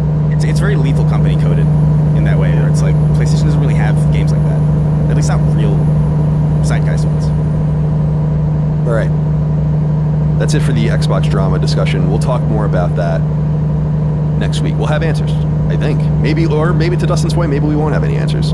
I think the Xbox fans will have more questions and answers. The funny thing about this is it's just something to talk about and it's fascinating, but I don't really care. I'm not being a dickhead, but if they said tomorrow, like, this is all false and we're not releasing anything on PlayStation, I'd be like, whatever. Well, it's like, no big deal, but I don't think there is too much smoke here. It's just, do I think it's intentionally leaked? This stuff's intentionally leaking? Yes. By the way, do I think a lot of people's reputations are on the line right now? Yes. I don't know a lot of these random people that I'm seeing these things talk, but like, there's got to be an accounting of this shit later about who's talking out of their ass and who knew what and all this kind of stuff, because I'm surprised a lot of Xbox people just missed this happening at all. So it was a pretty well kept secret, because they must have been, I've said this before, but Sony knows that this is happening, if it is happening, because they have to lease the kits and they have to look through all the paperwork about the games you're pitching and want to put out on PSN. They know. They're probably like sitting there. For the audio listeners, I rub my hands together like a maniacal villain. All right. Let's get into some of these news items. I wanted to point people towards this election that Capcom is doing. It's like this. It's at Captown, captown.capcom.com, and you can find this. As the Slob Father writes in a Capcom election, he says, "Howdy, will you gents be taking part in the Capcom elections? Have your say on what's remade next." So you have to sign in and do all this kind of stuff, but I have my screen up here, and I thought we would go through these questions together, if you're interested. Yeah. So number 1 says, which of the following Capcom games do you like best? And by the way, it gives you a field to type in. Now the answer is Mega Man, so let's see if we can get him to come up. Mega Man: The Power Battle. Okay, here we go. Oh, Mega Man is one word. Wow, every Mega Man game. So the answer is Mega Man 3. Next. Who is your favorite Capcom character? Man. Dr. Wily. No? Who do you guys think? Leon. Leon's the one that comes to mind. Well, this is my election, Dr. Wily. Number 3. What do you look for in Capcom games? Please select up to 3. Exhilarating gameplay, unpredictable and exciting storylines, unique worlds, replay value, memorable and moving music, unique and captivating characters. So, you know what? I'm gonna do this. I'm doing it live. I took a screenshot of it. You don't have to put this in the show, of course, Dustin. But I'm going to put it in Discord so you guys can just see what I'm talking about. Oh, yeah. And I'll put it in the Sacred Symbol channel. Here it is. So again, to read this to people, what do you look for in Capcom games? Exhilarating gameplay, unpredictable and exciting storylines, unique worlds, replay value, memorable and moving music, unique and captivating characters, superb graphics, first-time experiences, new genres, parenthetically, ability to play with players worldwide, difficult but satisfying and rewarding gameplay. How do we answer this? Let's see. Replay value speaks to me. Replay value. It's the lamest one. It's like the most. That is the lamest one. I agree. Milquetoast one, but it is also like. I feel like when I think about Resident Evil 4 and every game from Capcom that I like, that is the like as Marvel vs. Capcom 2 doesn't have fucking, unique and captivating characters. They're all stolen characters. Or like from other games with their own stories, you know what I mean? There's no story in fucking, or at least not that I remember from Marvel vs. Capcom 2. It's all replay value. And they're really good at that. Dustin, where are you on this? Yeah, cause I was trying to think. Exhilarating gameplay. I mean, I feel like you gotta select that, even though it's boring. I don't really care about replay value as much. I don't care about that at all. Yeah. Like that's the least important thing to me. I don't care about superb graphics, though I like it. Unpredictable and exciting storylines. Yeah. Yeah, I like that. I like that one. So the correct answer is exhilarating gameplay, unique and captivating characters, and unpredictable and exciting storylines. Guys, the next one is here. What image do you have of Capcom? This is an interesting question. Select 3 of the choices. Pioneers, masters of its craft, playful, extremely meticulous. The HQ is in Japan. Weird in a good way. A hub of amazing creators, unique, global competitor. I don't have a specific image of the company. I love that last one. Why don't you just tell me the name of the movie you selected? There it is. I think Weird in a Good Way is the one that I think of personally. Yeah, I would put Master of its Craft too. Definitely. Thinking about the new era of Yeah. Capcom. Yeah, I would say Weird, Master of its Craft, and the HQ is in Japan. Oh, I think don't you think that's reasonable enough? Yeah, I think so. All right, so, oh my God. Are there any Capcom game series, including spin-off games, that you would like to see get a sequel? Select up to 3 choices. Darkstalkers? Well, I'll go 3 choices. So Darkstalkers, we don't care. If Dagan was here, Dagan would be... Dagan wants to marry Morrigan, so it has since the 90s. Okami, can we just leave Okami alone? Onimusha. Yes. Ace Attorney? I like Ace Attorney. I think I'm good on it, There's been though. a lot of them. Yeah. Street Fighter, we know that's going to happen regardless. Sengoku Basara. Basara. I don't even know what that is. I know what that, I mean, I've seen it, but I don't know. Is that an anime? Right? I No fucking clue. Dino Crisis? Yes. don't know. Sure. Dead Rising? No. Devil May Cry? Kind of already around. Yes. The Devil... Really? Didn't we just get one? Yeah, we did, but I want more All right, because well, it was so I'm going to good. select it for now. Dragon's Dogma is about to come out. Toraware no Paruma. I don't know what that is. Versus Capcom, Resident Evil, Final Fight, Breath of Fire. Yes. Ghosts and Goblins, Monster Hunter, Lost Planet, Mega Man. Yeah, Lost Planet. I'm going to select that. Mega Man 1942. So these are the options. I'm going to have to deselect some of these. Devil May Cry's got to go. Mega Sorry. Man Legends specifically. Well, Bring it back. Mega Man whatever at this point. Sure. Onimusha, Dino Crisis, Breath of Fire, Mega Man Lost Planet. I'm going full Colin here and doing Mega Man Breath of Fire and Onimusha. This is my fucking thing. This was never the sacred election. Yeah, I that's think true. that's what you said at the beginning. You said, Right. let's do this together, but that was never. No, you're right. You're That was right. never the intention. You're right. You're right. Is there a game that you would like to see completely remade with the latest technology, including character design and story direction? So here are the choices. Onimusha 1, 2, and 3.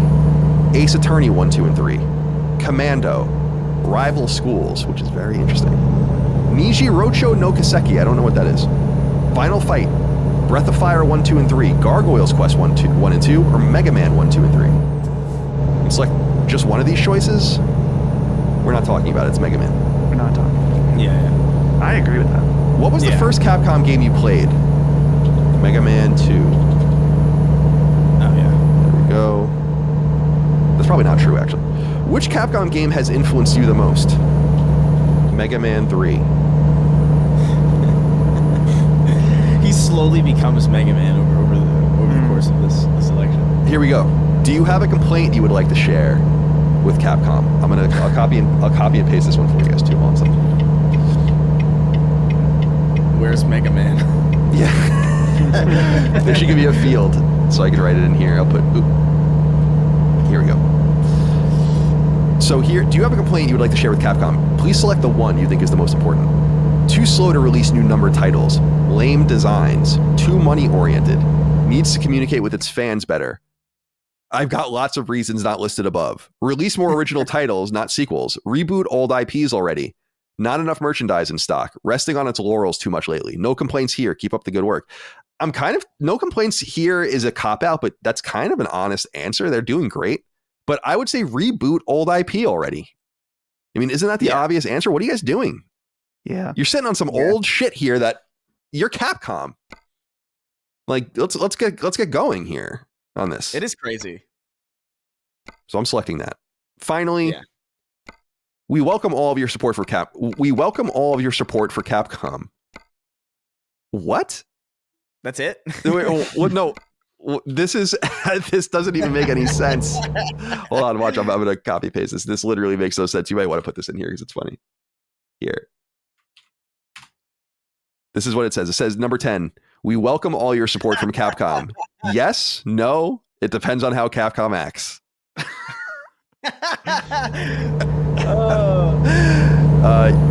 We welcome welcome all your support for Capcom. Yes. Yeah, I'm gonna say yes. Just seems nice. Do you have any final comments? No. Your details will be submitted. Vote. I did it. We voted, guys. We did it. Look at that. We did it. I gotta say, this is a clever idea because game companies do surveys all the time, and often people don't care about it. But to make it an event like this with the website where you get the thing where when you sign up, you get a card. You have to select like what crew you want to be. It's like very elaborate. Yeah, it's cute. Not a bad idea. Capcom's doing great. They're doing awesome. Yeah. All right. Let's get into some other news items here. This comes from PlayStation Blog. Just wanted to let everyone know there's a PS5 beta that adds DualSense controller, sound enhancements, and share screen interactions. So if you might have gotten an invite, depending on the country you're in, to participate in yet another firmware beta.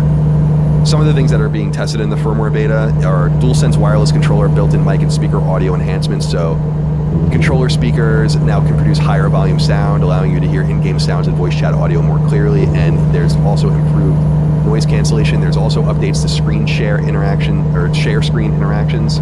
So viewers can actually now interact with the screen as it's being shared and point to things on the screen. It's actually kind of cool if you look at the imagery they showed. So if someone's like, where is something, you can like literally point on the screen to where it is and show them. It's kind of neat. I don't know who uses that stuff, but someone must. And then you can now adjust the brightness of your PS5 console's power indicator and dim it, which is very interesting as well. I don't know exactly why you'd want to do that, but that's all up there. In your room, maybe. I would hate it if it was in my room and it was lit. I can't stand any lights when I'm sleeping. Yeah. Even the light, even the psionic light of a humming PS5. I would hate that. Can't stand it. Light is terrible. Only darkness for me. Yes. Well, that's interesting. I love darkness as well. I had the best blackout curtains in San Francisco. It was like walking into a cave when you walked into my room. It was awesome. Not a fucking, not a photon to be found, my friends. I swear by blackout curtains. And some of my friends think I'm insane. I was like, how do you know when to wake up? I was like, I don't. I don't. I have a phone to tell me. Yeah, when you to have no wake idea up. what time of day it is. It's good shit. It could be any time of day. I have to compromise, obviously, with Micah now. So we have the blackout shades, but they still let in a little light around them or whatever, so you know what's going on and all that. She goes around and opens everything. So women in their light, I'll tell you. I know. All right, this was the big piece of news that broke just yesterday, and from when we were recording, and I was going to write it up, but I'm like, it's kind of boring news, but it's important news. So let's get into it a little bit. Disney, the Disney company, and Epic Games have announced that they're going to be working together, and that Disney has acquired a piece of Epic as part of this. So in a combined press release, it says the Walt Disney Company and Epic Games will collaborate on an all-new games and entertainment universe that will further expand the reach of beloved Disney stories and experiences. Disney will also invest $1.5 billion to acquire an equity stake in Epic Games alongside the multi-year project. The transaction is subject to customary closing conditions, including regulatory approvals. In addition to being a world-class games experience and interoperating with Fortnite, the new persistent universe will offer a multitude of opportunities for consumers to play, watch, shop, and engage with content, characters, and stories from Disney, Pixar, Marvel, Star Wars, Avatar, and more. Players, gamers, and fans will be able to create their own stories and experiences, express their fandom in a distinctly Disney way, and share content with each other in ways that they love. This will all be powered by Unreal Engine. So, I don't know. I don't know what I think about this. What do you think, Chris? I think hearing these words together, it kind of it pulls me into a trance where I just kind of want to chew on a battery until my vision goes away.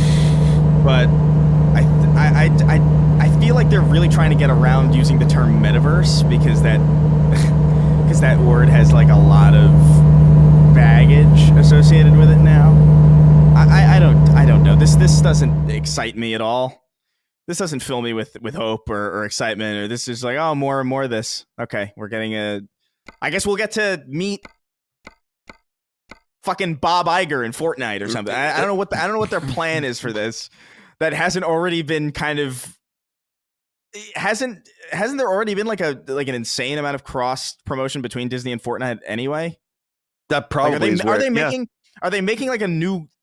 Is this a game? Is this a separate experience to Fortnite that kind of links to it? Well, That's here are the answers to your question. The first question: haven't they been working together? It says later in the piece, Disney and Epic Games have engaged hundreds of millions of players through Fortnite content integrations, season collaborations, and in-game activations and live events, including Marvel Nexus War with Galactus, which drew more than 15.3 million concurrent players. And then, so they have been working together, and this is probably where this all came from to begin with. And then, according to, what was this, Bob Iger? No, Tim Sweeney is the one who said this. Disney was one of the first companies to believe in the potential of bringing their worlds together with ours in Fortnite, and they use Unreal Engine across their portfolio. Now we're collaborating on something entirely new to build a persistent, open, and interoperable ecosystem that will bring together the Disney and Fortnite communities. So it sounds like a circle in a Venn diagram, where the center of the Venn diagram is Fortnite, and they work together and they work separately, I guess. I don't know. Dustin, do you have anything you want to share on this? Yeah. This gives you hope for a Kingdom Hearts in Fortnite, perhaps? Oh, geez. I mean, Kingdom Hearts now has already made an Unreal with Kingdom Hearts 3, so Sora in Fortnite? Maybe. Donald and Goofy, the boys, lined up, squad, okay. But here's what I'll say. I think we need to start... I've defeated Chris. Chris is dead. that was such a. You have to understand how vivid that imagery is and how clearly I can imagine that start screen. Yeah. With those characters and how devastating that is emotionally. Yeah, sure. But I think that we need to stop viewing Fortnite as a game and stop thinking about it as just Battle Royale. And Epic has already started this process. Just a few months ago, they released a racing game, a music game, and the survival game with Lego Fortnite. And Fortnite is a platform going forward. And so I think that Disney looks at this and they're like, okay, well, they have this platform going. We've already worked with them and made millions of dollars for practically doing nothing but just letting them use our IP as $20 skins. There's a lot of potential here. And it's really funny to think that we had so many companies trying to create the metaverse, and mainly Facebook, really trying to renaming their company Meta, thinking that this is something that could be created and then given to the world. But Fortnite seems like the much more likely option as far as, I guess, in terms of purely entertainment, where they want Fortnite to be this all-encompassing hub. And I can imagine them releasing full Disney-based games within the Fortnite platform. And I don't know how the money aspect works, whether those are sold individually, because the sub-Fortnite games so far have all been free with microtransactions, and maybe that's an option. But with how the fact that so much of the groundwork is already laid through Fortnite, you don't need to fiddle with their engine. They have the engine, they have the tool set all built and tuned for Fortnite. You could make a Toy Story game in Fortnite. You could make a free-to-play Avatar game in Fortnite. And so I think that that's the direction, you know? And it just feels really gross, though, that if we do have our all-encompassing metaverse in 20 years, that it's owned by... no matter what, it sucks, I guess. If it's owned by Disney and Epic, or if it's owned by Facebook, or if it's owned by Apple, it all kind of sucks. But it's inevitable. It's crazy how they just created the metaverse by accident. Like, it's so, that is so insane. That's like, I feel it's like discovering plutonium or something. Like, you're working at Epic in like 2012, and you're just like, yeah, we're making this tower defense game. And then it becomes, and then like musicians are doing concerts in it in 10 years. That must be such a, I bet like being on the design team of Fortnite initially must feel like a really surreal experience today. When you, because I found a video, I was going through some of my old videos, just trying to clean up my channel a little bit. And I found a video where I was talking about Fortnite in 2012, and I'm like, yeah, they showed this thing, and it doesn't really look, I don't think anybody's really going to pay attention to this. And I was technically right, because it was Save the World, and nobody gave a shit about it. Yep. But it's weird to think that it was even like that word was associated with a game that long ago. Right. It's weird. It feels bizarre. Yeah, I come back to this part that you read earlier, Colin, where it says opportunities for consumers to play, watch, shop, and engage with content, which is, the most marketing type words ever, but gives the boardroom, like a wet dream with those where it's all combined. But like, do they envision a world where you connect your Disney Plus and you're able to watch movies in Fortnite? I mean, it doesn't sound very appealing to me, but they include very specifically watch, shop. Can you buy Disney? Is there just Disney content within those games that you buy? Do they see this as a bigger platform? I bet, you know what I bet? I wouldn't be surprised if they just were like, hey, we're going to make Disney World or Disneyland in Fortnite, but it's going to be infinitely bigger. Things will never have to close for maintenance or anything. And so these things will exist in perpetuity. And they'll be like, like how there's merchandise at Disney, there's like in-game merchandise at this Disney World or whatever. It's going to be... These companies are really working hard to craft a really nice virtual reality while the plastic rain eats away at the real one outside. Like, that's kind of the dystopian aspect of it. It's like, oh, we're going to make a really nice virtual reality because out there it's getting fucked. Yeah, totally. And we can't fix it. There's plastic in the rain. There's lead everywhere. Come to VR Fortnite Disney World instead. Stay inside. People need a place to go. Oh, man. Let's see here. Oh, Matt Vidrine wrote in kind of a postscript. He said, hello, Sacred Boys. With Disney and Epic Games teaming up, do you think this will affect other Disney IP games in the future, such as the Star Wars Jedi series or future Marvel games? Thanks. No, I think they just are expanding more into places where they can make money. I don't think this affects those games at all, especially because those games sell. Star Wars Jedi was... Both of those games were huge sales successes. All 3 Spider-Man games, huge sales successes. Marvel and Insomniac tied together at the hip until at least the mid-2030s, so I wouldn't worry about any of those things. And Respawn working on, I'm sure, another Jedi game as well, plus another Star Wars game, and there's Star Wars Outlaws coming out from Ubisoft, and this is not going to end anytime soon. Yeah. All right, Sean Sanarud wrote in and said, hey, Sacred Budgie Smugglers? What does that mean? I'm sick of the foreign shit. Have any of you got around to watching the Last of Us 2 documentary, Grounded 2, yet? It's a fascinating behind-the-scenes watch, and at the end, Neil states about having a concept for The Last of Us Part 3. Do you think Neil's mindset will now be heavily on how anything he creates for the game will have to also work for the TV show and its audience, too? Could this mindset restrict the scope of the game at all? Thoughts? Have you guys watched any of this stuff, by chance? Yeah. I've been watching it on the treadmill. I'm almost done with it. So what do you think? It's awesome. It's given me time to like pause and think about our work here, and it makes me humbled in that I feel like I know so little about how the sauce is made, and it really sparked my curiosity a lot. That I was like, man, I wish I've had a lot of the experiences you've had, Colin, being hands-on in studios, seeing how people work, just because I feel like it would inform my own analysis. Certainly. I've said that before. When I started working at IGN, I didn't know almost any. I thought I knew a lot, but I didn't know anything. Yeah. But it's awesome. I highly recommend it. Yeah, it's really good. It's I've always loved these things. Like whenever anything like that. Like I remember watching the Bungie Vidocs almost religiously because they were just I was so fucking fascinated at the idea of these people like sitting in cubicles toiling away at this thing that doesn't physically exist, but is still, something that we engage in for years and years, for hundreds of hours. So I love this shit. I'm glad that we get this stuff still, because it's been a while. I feel like it's been a while since we've gotten like a really meaningful behind-the-scenes look at anything. It's usually like, oh, we're working on Mass Effect, and it's some guy at a computer, and then it's like a fucking picture of a moon or something, and that's it. Mass Effect will return.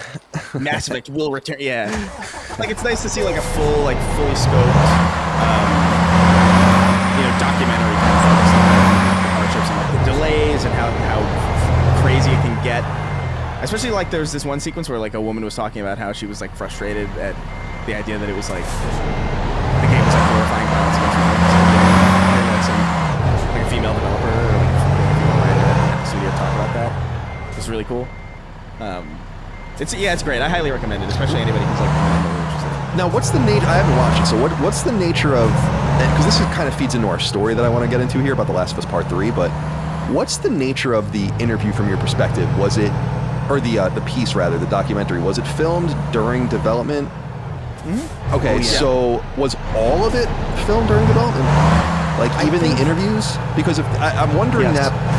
Okay, that puts things into context here a little bit then. Because if this is the case, then there's a story going on around about The Last of Us Part 3 and how Neil Druckmann has a concept for it.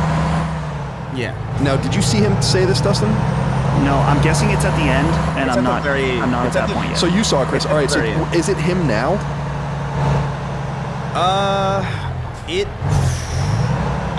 I think it's him from a while ago, but not that long ago. Okay, because I don't know what he looked like right now. Like I don't. It looks more recent. I'll say that. Like definitely within the last year, I think. Oh, okay, cool. Yeah, because that gives us a little bit of context. Because Video Games Chronicle wrote that Neil Druckmann has confirmed that he has a concept for a third Last of Us game in mind, and that he thinks there will be one more chapter to the story. And then it says, quote, speaking Grounded 2, a new documentary detailing the development of The Last of Us Part 2. Druckmann said he wondered for years about a potential third game, but could never think of something that excited him. Now the director says that has changed. And then he says, quote, I don't have a story, but I do have that concept. To me, that is exciting as 1, as exciting as 2, its own thing, yet has the through line for all 3. So it does feel like there's probably one more chapter to this story, end quote. So it sounds like there. Now, I was wondering when the context in which he said that. Like, did he say that in 2021? Did he say that in 2023? Yeah, I have to go back and look. My assumption is that it's either early 2023 or late 2022. My assumption. I wasn't really paying that much attention. Like his hair changed a lot during the. It's kind of funny.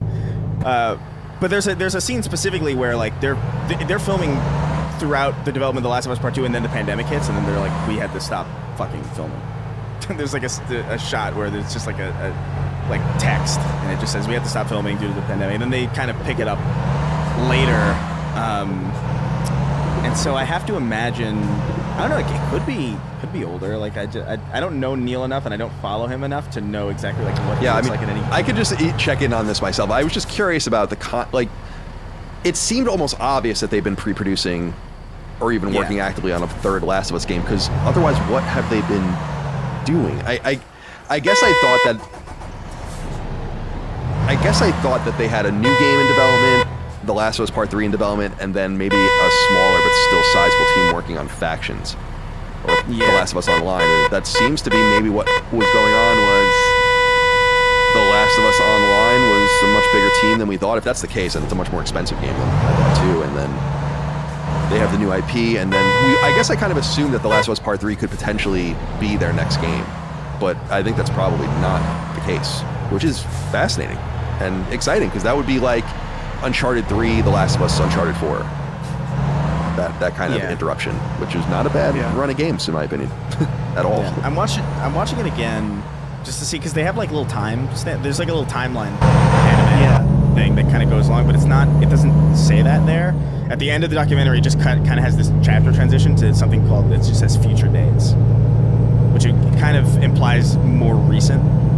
I feel like this is probably like the last thing they shot. Right. Okay. But I don't know. I don't think it's older than late 2022 though. I gotta say about that doc, Colin, not to reveal too much, but just to encourage the audience to watch it. It is shocking how honest and raw certain parts of that, where I'm watching it thinking like, dude, how did Sony approve some of this? There's a part where the co-writer of the game, I can't remember her name, they're talking about when the trailer came out with Abby, when she's like getting hung up. I believe it was the second trailer. And there was articles about how, oh, this is showing too much violence towards women. It's sexist. If you guys remember that mild controversy. She literally says, I guess I shouldn't say literally because I'm about to paraphrase what she says. She says like, go suck a dick at one part. She's like, cut that. Don't put that in. But they put it in. It's bold. And there's parts where they're talking about the E3 demo, and they're saying like, yeah, well, some of the comments are right. Some of it is fake. They aren't wrong technically that it is fake. We're going to plug in some of these elements but saying it's muted. fake is kind of a vague term. Was that the one? entirely Are they wrong. talking about the one at the garage, like the parking garage? That demo? Yes. Yeah. Yeah. That demo was Yeah. unbelievable, and yeah, in hindsight, it didn't. When you play it, it's not that kinetic. Well, because they were talking about how it's like, we don't have the drag out from under a van thing figured out just yet, but it's in the it will be in the game. Basically, they faked a lot of it, but a lot of it will be in the game. Basically, is how they're talking. But I'm with you where it's like I really liked how raw a lot of it was and how real you see people like really fucking stressed out. It really did remind me of like that Halo 2 documentary that came out. Yeah. I think where like they're just like the game's 4 months out and it's not fucking fun. And it's just like people at their desk like this, like just completely like defeated. It's crazy. I love that transparency whenever that's allowed. It speaks volumes of not only the people allowing that to go live, but just I don't know, man. It's hard. It's a hard job. I know it seems like it's not like laying fucking copper pipes or anything, but it's some serious shit. All right. Next piece of news, Last of Us related. I have Twitter up. Big picture of Catherine O'Hara on it, probably from almost 20 years ago. I don't know where they dug this picture up because she's much older than this now, but Catherine O'Hara has been cast in The Last of Us on HBO for season 2. I wonder what you guys, I don't want to get too spoilery, but I think it's fairly obvious who she's going to play. I do wonder if it'll actually pan out like that. I think the leader of the Seraphites is likely, and that's pretty wild. I really think Catherine O'Hara is fucking hysterical. Yeah. I mean, obviously she was great in Schitt's Creek, and Schitt's Creek is an amazing show. If people out there haven't watched it or given that show a chance, because I actually ignored it for a little while, I was like, that's the stupidest name ever. Yeah. And it's actually authentically hysterical and really likable characters and likable performances and very comedic. It's about Is that with that Eugene Levy? Yep, right. Yeah. And his son. That's good. Yeah, it's good. Yeah, it's about like a very wealthy family that loses all of their money and the only thing they're allowed to keep is this random town that they own, but they have to go and like live there and work there, and it's fucking hysterical. It's a really, really special show, and it was on a Canadian station, I think, so it got picked up by someone here, but it's a Canadian show. And she's also well known as being in the stable of Christopher Guest actors and actresses in his mockumentaries. So she's in like Best in Show and Mighty Wind and random shit like that as well. And she's hysterical in those. And Home Alone. And that's what I was gonna say. Obviously, her seminal role is the mom in Home Alone and Home Alone 2. But Chris, what I was gonna say to you is, do you remember the Curb Your Enthusiasm character Bam Bam? She plays her. That's right. And Bam Bam's like this random character in Curb Your Enthusiasm, probably in one of the last pre-return seasons, where I'm pretty sure Jeff sleeps with this random, like cheats on his wife with this random woman who's like kind of mentally like not all there, and then they're mega worried that she's going to give him up, and I think she plays that woman, which is awesome, and she's funny. I didn't even know that at the time. Like I remember watching it and I was thinking like, is that Kath? Because it's not. She does a good job at not being obviously Catherine O'Hara, you know what I mean? Like she's playing a good character, but also she just doesn't look quite like her. It's weird. I do remember that. I do remember that character. It's I wonder who she'll play. Maybe she'll play the golf club.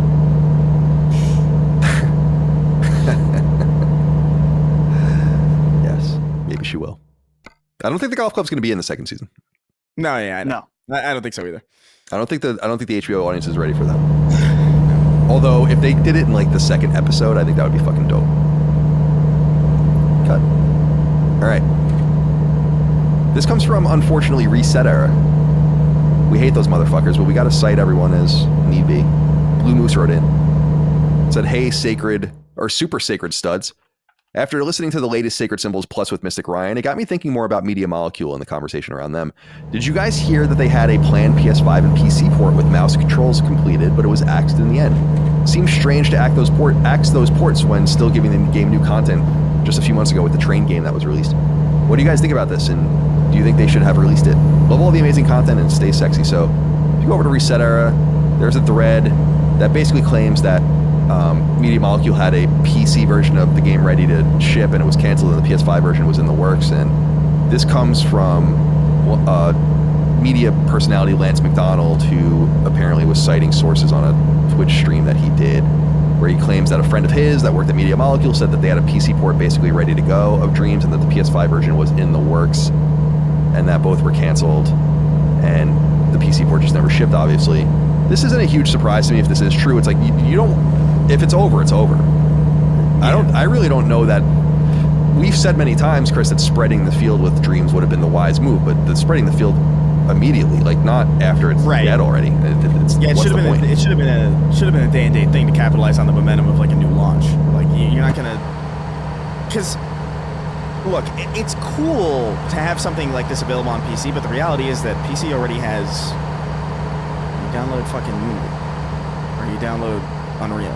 If you're serious, you know what I mean. Like the whole point would be to kind of have this synergistic launch with like, oh hey, it's available on PlayStation and on PC, and like look at all the stuff that's kind of happening on PlayStation. Look at how interesting this is. Like, ooh, I wonder what people on PC will come up with. And, you know, this should not have been an afterthought at all. This should have been a key strategic move from the outset. And yeah, it's not surprising to me that they were like, hey, 5 years later, we got a PC version running. It's like, okay, we don't need it.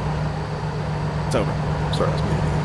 Any thoughts you want to share on this, Dustin, before we move on? Just a couple more items to get through. Yeah, it's always upsetting just because from my experience with Dreams that there was so much potential in there. I almost feel bad for Media Molecule in that I think that Sony hamstrung them greatly from what the vision could have been, which is really to be like Roblox, I think, more than anything else. But we see Sony looking at the landscape, particularly just being careful about like, okay, well, if we do this, then we have to support it. And clearly the vision changed at some point where, just like Last of Us Online, and I'm sure with this too, they're like, maybe we don't want to do this. Maybe we don't want to go the way with this because it's going to cost a lot of money. We don't know if it will work or what the support will be like. So it sucks. Hopefully Media Molecule can just get back to making another awesome game. We'll see. I'm hoping Mystic Ryan and I talked about how we think that they're one of two obvious closure candidates. If the rumor of, well, it's not a rumor, it's in the Insomniac leak that they were thinking about closing one studio, it would have to be either Media Molecule or Bend, we would think, one of those two. Yeah. All right. I don't want either of them to close, but that's just reality. Okay, a few more quick pieces of news. Valiant Hearts, the wonderful kind of adventure game from 2014 from Ubisoft Montpellier actually made it. They're the guys that just made The Lost Crown, the Prince of Persia Metroidvania. They released a sequel to this wonderful World War I adventure game, and I didn't know this actually until I was reading about it. So there's a game called Valiant Hearts Coming Home, and it was released on Netflix about a year ago. And Netflix is still attempting to get their gaming shit off the ground, and to varying degrees of success. They have a lot of stuff. I think they're spending a lot of money. They have a lot of internal stuff going. I don't know if people are playing the games or not. That's another thing entirely. But VGC reports that the previously released Valiant Hearts Coming Home, the Netflix game, will be released on PlayStation 4, according to Brazilian ratings board leaks. So I'm going to probably check that out. I really liked Valiant Hearts. It was a really, really good game. And I remember that and Child of Light were kind of the back-to-back UBR booms of the kind of the mid or the turn of the generation. Yeah, like 13, 12, 14, something like that. Yeah. Right. It was I loved Child of Light. I never played Valiant Hearts though. Might be worth it. Yeah, it's cool. I mean, it's not my kind of game, but I love the subject matter. It's a very unique and interesting game, and got a It's World War I, right? Yep, World War I. So that's coming en route to PS4. Please look forward to it. Unknown time. Insider Gaming reports the following. This year, quote, Call of Duty is set to embrace an open world campaign in Black Ops Gulf War, Insider Gaming has learned.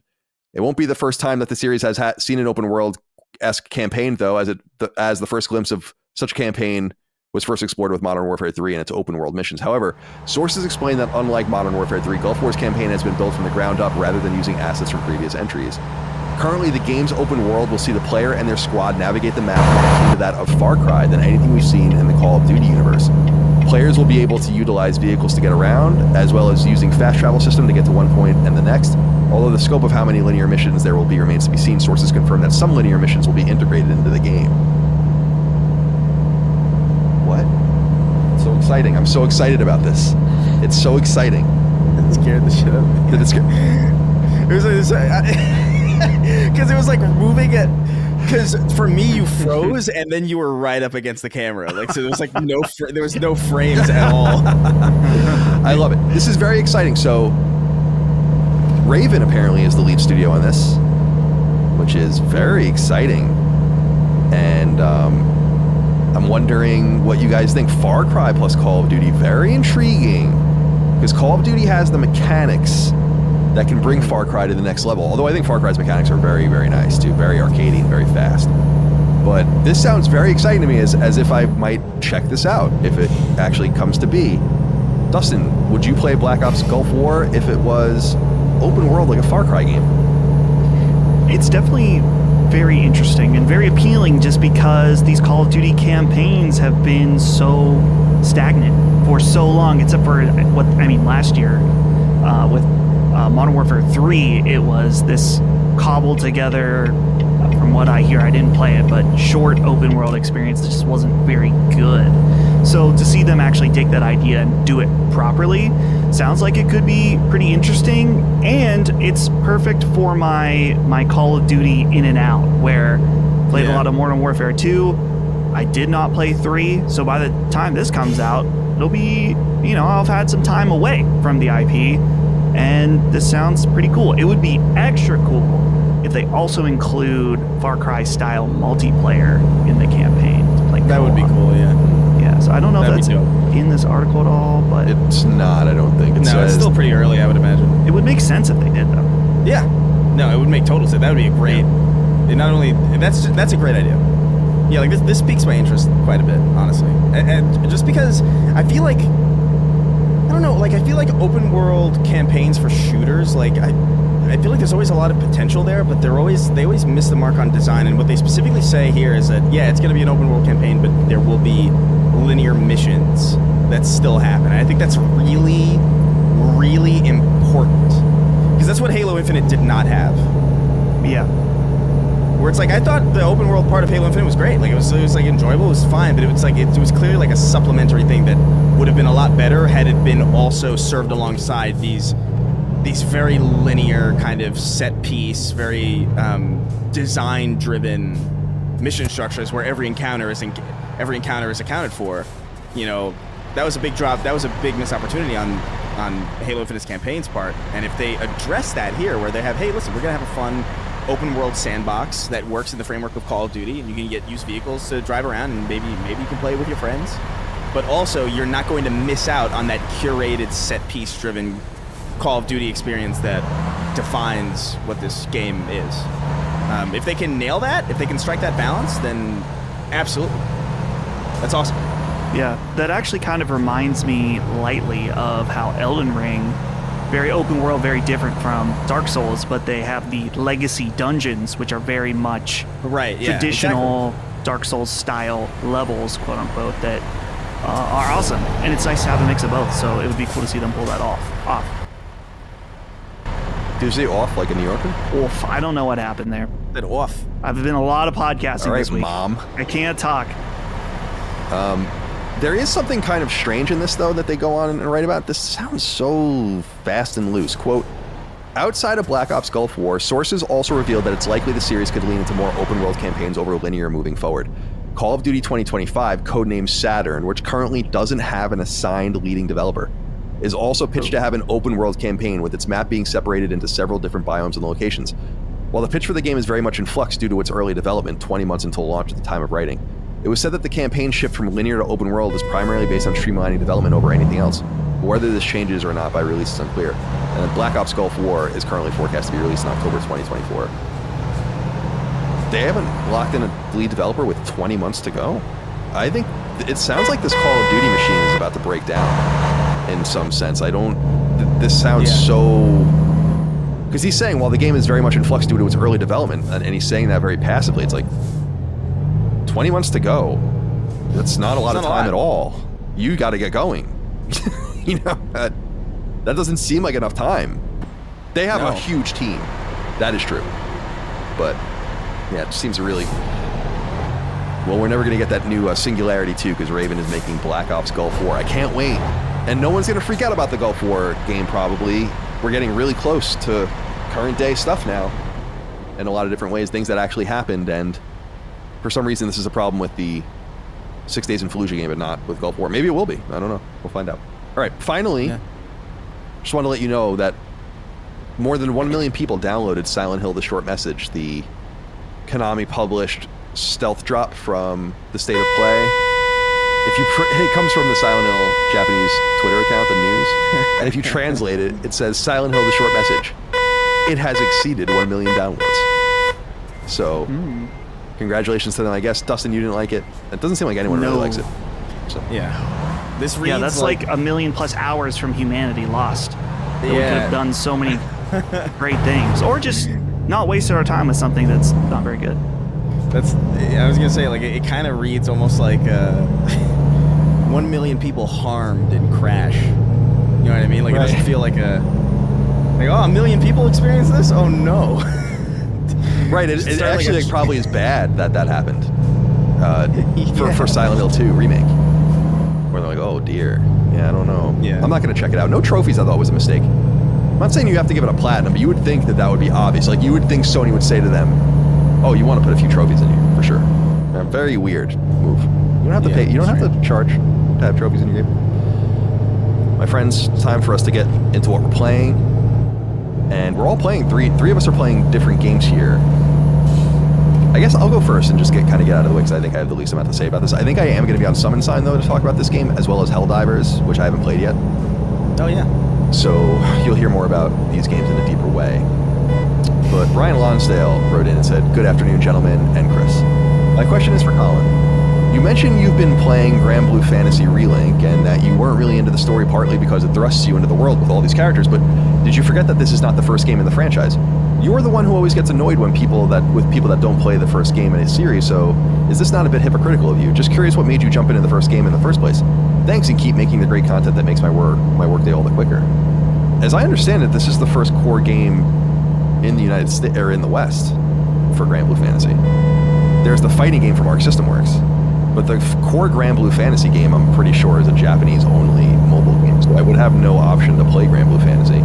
Now, there is an anime for it, but as I said, is it hypocritical? Sure, but I must admit that it's a little bit more out of ignorance than anything, and I said this, I think, a week ago when I was discussing the game, was I sometimes pay so little attention to games that look good to me that I have no real idea what it even is. And I go into it kind of maybe more ignorant than I should be out of an attempt to preserve the game. So when I saw it, I was like, when I saw the fighting game, so here's how I lined it up in my own mind was, there was the Arc System Works game in this game, which was originally from Platinum, and it was going to come out on PS4, right, before PS5 was even supposed to come out. And then they had the fighting game come out, and Platinum lost it, and Cygames, which is the publisher, and now the developers kind of internally took it. And then the fighting game came out, and then they released the fighting game again, as you guys might recall, because this game took so long to come out that the fighting game was supposed to come out afterwards, and so they got the fighting game out 2 times. And so I kind of just take umbrage with the fact that I should have really known that I needed to have been familiar with again, I want to underline, Japanese-only MMORPG that came out 10 years ago. I just thought that Grand Blue Fantasy was this... I thought it was going to be like the story of Grand Blue Fantasy. I guess is what I thought it was. I didn't think it was going to just be... It's like, you know it. I don't understand how anyone knows any of these characters. And I've talked to a few people that played the game that feel the same way, where it's like, I don't give a shit about the story. Now, I must admit, there's a little bit of an intrigue for me with this game that's grown. I don't think it's very good. I wouldn't really recommend it, but it is something to play for me in this very interesting pocket while I was waiting for Helldivers, and I didn't really want to get into something longer that would distract me from it, so I just kind of stuck with it, and I beat it, and then I beat a bunch of the post-game and end-game content, and I've unlocked almost every character. There's only one more character for me to unlock, and I've almost maxed out my level on my main character, Gran, the captain. So I've been playing it and upgrading it. There's all these different upgrade trees and side quests and all that, and I'm enjoying it. It's just not, it just truly isn't very good. And if there was something else to play, I would just have probably beaten it and walked away. But I was just mega curious, like what is here? The one thing I will say about it is that it's just not very hard. It's actually comically easy. I've died like out in a game over screen once, and it was on the last boss, and it was because I wasn't really paying attention. It's really hard to die in the game, and especially if you're playing with AI characters. So I don't know. It's a strange little game, but do I think it's a hypocritical? No. It's you, Brian. It seems like you're, with all due respect, speaking from a perspective in which you don't understand that the core Granblue Fantasy game is not even playable in English. So it was, what other option did I really have? I will say they play a little fast and loose with the girls in this. I keep making Michael laugh, like, oh, look at this girl. Let's see how old she is. And then you go into like the character bios, and a lot of it is like unknown. You know, or whoa. one of them is like this, like she looks like she's 14 or whatever, and then you look into it and you read her bio, and it's like, oh, she's an ancient goddess. Oh, yeah. There it is. Yeah. The 4,000 year old dragon or whatever the fuck. Right. Actually, she's 4,000 years old. Thank you very much. Yeah, exactly. It's so, and then one of them is just straight up 11. So you got a little bit of that mixed up in there as well. It's funny, there's like some really funny, Dagan loves especially the play of really small and really big. He loves size differentials with characters, and it's funny that there are a lot of characters in the game that are like these little tiny characters, and then there are huge characters. It's interesting, but again, maybe check it out if it becomes cheaper, or if you're really intrigued by it. I think the gameplay is a little thin. Maybe it's harder on... I'm playing the hardest side quest. The side quests are separated by difficulty level, and I'm on the extreme difficulty side quest, and I'm having no problem beating them. So, we'll see. Yeah. If anyway, but it's doing really well. It had over 100,000... I don't know if you saw, it had over 100,000 concurrents on Steam, which is crazy. So, for a game like that, I had no idea people were that intrigued by it. So, that's that for me. Dustin, let's move on to you. Yeah.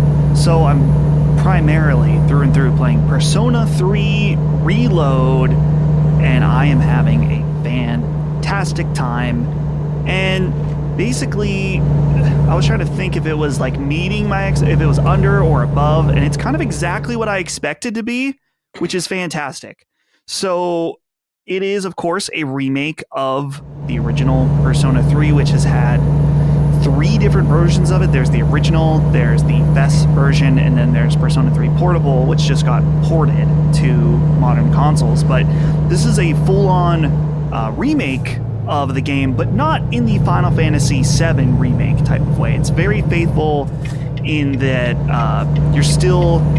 you have the same story, same characters. There's been some additions, changes, and tweaks, such as one of the main issues with the original, which they changed in Portable, was you couldn't directly control your party members, which is insane for a turn-based RPG that deals with trying to attack individual weaknesses of enemies and stuff like that. So that has been tweaked, and overall it's just visually a really good looking game.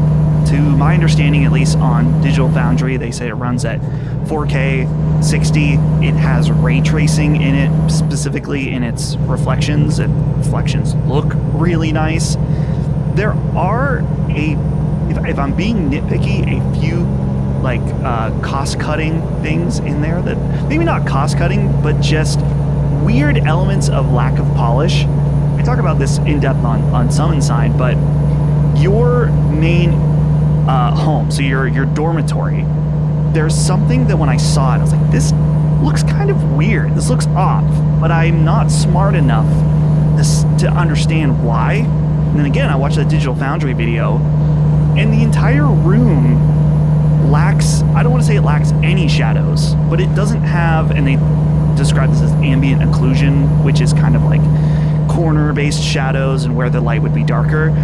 It almost feels like there's a part in the area where there's stools, and they look like just assets in 3D space because they don't have any shadows. It's very peculiar when the rest of the game looks so cool that this one area that you're in all the time, man, this just looks so flat. But everything's been great. I know that there's been some debate about the soundtrack, which is so core to the Persona experience because you hear the same songs over and over. They re-recorded them and used a new vocalist, which I know a lot of people had a strong attachment to the original. The original vocalist sounds much more late 2000s rock voice, which is a very particular style that if you like that, then I can understand this. This new singer is much more smooth. I prefer the new vocalist to the old one, but it's been awesome. I made a tweet because I remember when I started playing it, I was thinking, man, this feels so good. This feels like a homecoming. Like I haven't played a Persona game in so long. And initially I thought, I'm like, well, it's only been a few years since I played Royal. And then I realized Royal came out in 2020, 4 years ago. So it has been quite a bit since I've dove into the Persona world, and I'm just having lots of fun. I will admit, Colin, I'm not using a day-by-day guide like you have with Persona games, but I can't play it any other way. It would break me down to such a degree. I'm watching Micah play the original, or one, whatever the classic one that's on Switch. yeah. I'm like, I would be so paralyzed. She's like just doing whatever she wants. Like, what is going on here? You can't do whatever you want. You got to do it in such a way that, but of course you should be doing what you want. In Persona 5 Royal, since they added extra time, you have a lot more leeway to not be as efficient with how you spend time with people and level up your stats. That's, to my understanding, I haven't played through all of it, obviously, but it's a little less forgiving in this game. And I'm not trying to get the platinum, but I would like to see all the social links through. So there's a really helpful, I wish I could remember the site. All it is a basically a priority guide of who you should spend time with, because certain people are only available at certain times. So, for example, there's a character that you meet while playing an online MMO, and that's the only time you interact with this character, but you can only spend time with her on Sundays or days off. So it's a very limited window. So if she's available to hang out with her, you absolutely should, because unlike some of your student friends, you can hang out with them very regularly. So I am lightly using a guide, but not a day-by-day situation. But yeah, it's awesome. I highly recommend it. Many people are asking me, is this a good entry point? And really, you can't go wrong with this remake or Persona 4 Golden or Persona 5 Royal. Really, any of them are fine entry points, I would say. But if you want to play this because it's new and exciting, go for it. I think would be a fantastic place to start your Persona journey. Chris, it says here you're playing Suicide Squad Kill the Justice League, and we have a write-in from Joey Wren, who says, "Hello, Sacred Souls. Suicide Squad Kill the Justice League is dope. It's more of a Chris game for sure, but it's awesome. People should really give it a chance before shitting on it. Its biggest downfall is being made by Rocksteady in the shadow of one of the greatest superhero games of all time. I had my reservations about it too, but here I am, 40 hours in and still having fun. I think the sales on this one are going to surprise the haters. I do not think the sales on this one are going to surprise the haters at all. It looks like the game is dead on the line, at least on PC. I don't know if that translates to console. However, some people are enjoying it. I wonder if you're one of them." I'm of many minds of this game. I think a lot of the reasons that people hate this game are not, or specifically the people who talk about it online, are very, they're very bad reasons. I think we talked about it a lot about how they respect or disrespect members of the Justice League throughout this game. I think it's very paltry criticism in comparison to everything else that is truly wrong with it. I have so much to say. I started the game out kind of optimistic, where it feels kind of good in the beginning, actually. It's got a really bad tutorial, but the second it gets into the story, it's oh, okay, I like these characters. They're actually entertaining when, their clips aren't being taken completely out of context in the random, on a random Twitter post. They engage with each other really interestingly. They play kind of it's nice, it's clean, it's simple, it's fun. It's really fun to move around in it. There's a simple joy of traversal in this game that I think is really, it reminds me a lot of my god, it reminds me a lot of like Crackdown and Sunset Overdrive and those kinds of games where it's like it's fun to move from place to place, and because each character has their own like unique traversal mechanic, it leads to that feeling very differently. Like Boomerang has like this teleport kind of thing, and Deadshot has a jetpack, and Harley Quinn has a web swing type thing that I still feel like a lot of these feel really out of character, and they don't really play well to the fantasy of being the Suicide Squad, but they work kinetically pretty well. And it is fun to move around with them. I think the game really just kind of falls apart in mission structure and variety, and really, honestly, I'm not even fucking joking. The UI is probably the main reason why I can't play any more of this game. I cannot shut off enough of the HUD to make the game approachable, even from the slightest. It's either all the HUD, because the first thing I looked at was like accessibility, like can I turn off aspects of the HUD, and you can, but they're all like the smallest things, and you can't really combine. It's either you shut the HUD off completely, which means you don't have reticles, you don't have a compass, so like that's not gonna help you, or you can turn off. But if you leave the HUD on and you turn off every other thing, it is still loaded. Like the Elden Ring screenshot. Yeah, it's and it becomes just a mess of colors, and it's like you got this neon green and neon purple and like all these different types of animations playing every single fucking waking moment. The game really gets in its own way in a really confusing way that I've never seen before. Like to the point where it's like the UI kind of makes it unplayable to me. Which sucks because I do think there is, like, underneath it, I do think there is a solid kind of Crackdown style, Sunset Overdrive style co-op shooter experience, but I think they leaned in too far into like the Destiny angle or like the live service angle, and they really should have leaned into the Borderlands angle.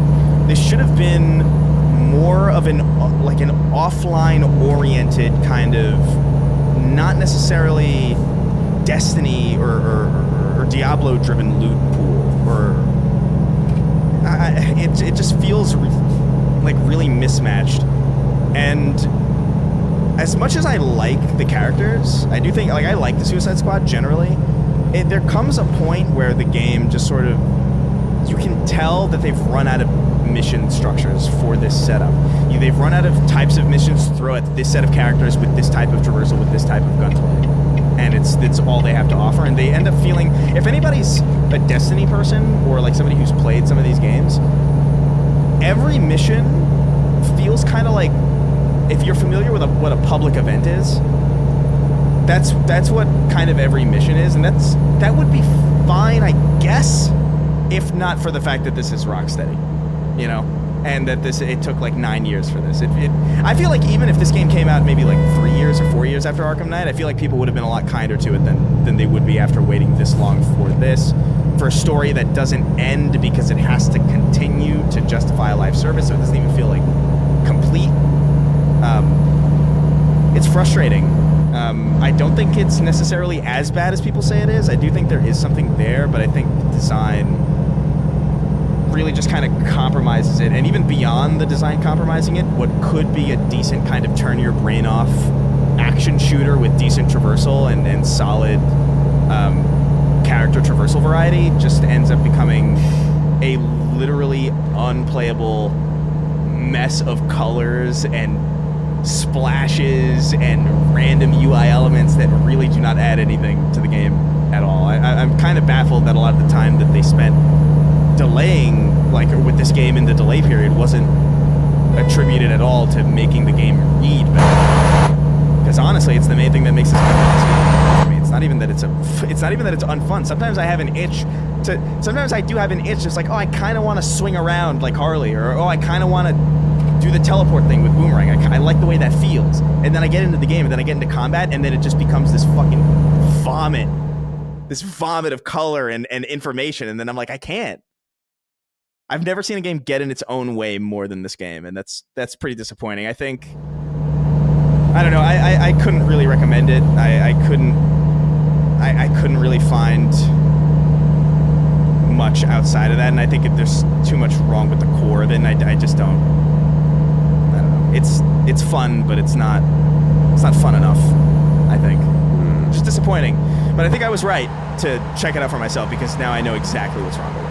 Yeah, As it's opposed always to- good. It's always good to do that. Yeah, because to be quite frank, a lot of the complaints were just not.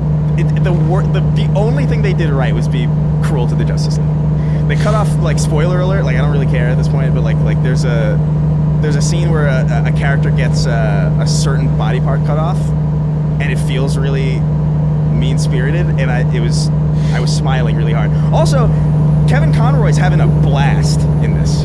Like, he's having the time of his life playing this, like, evil Batman.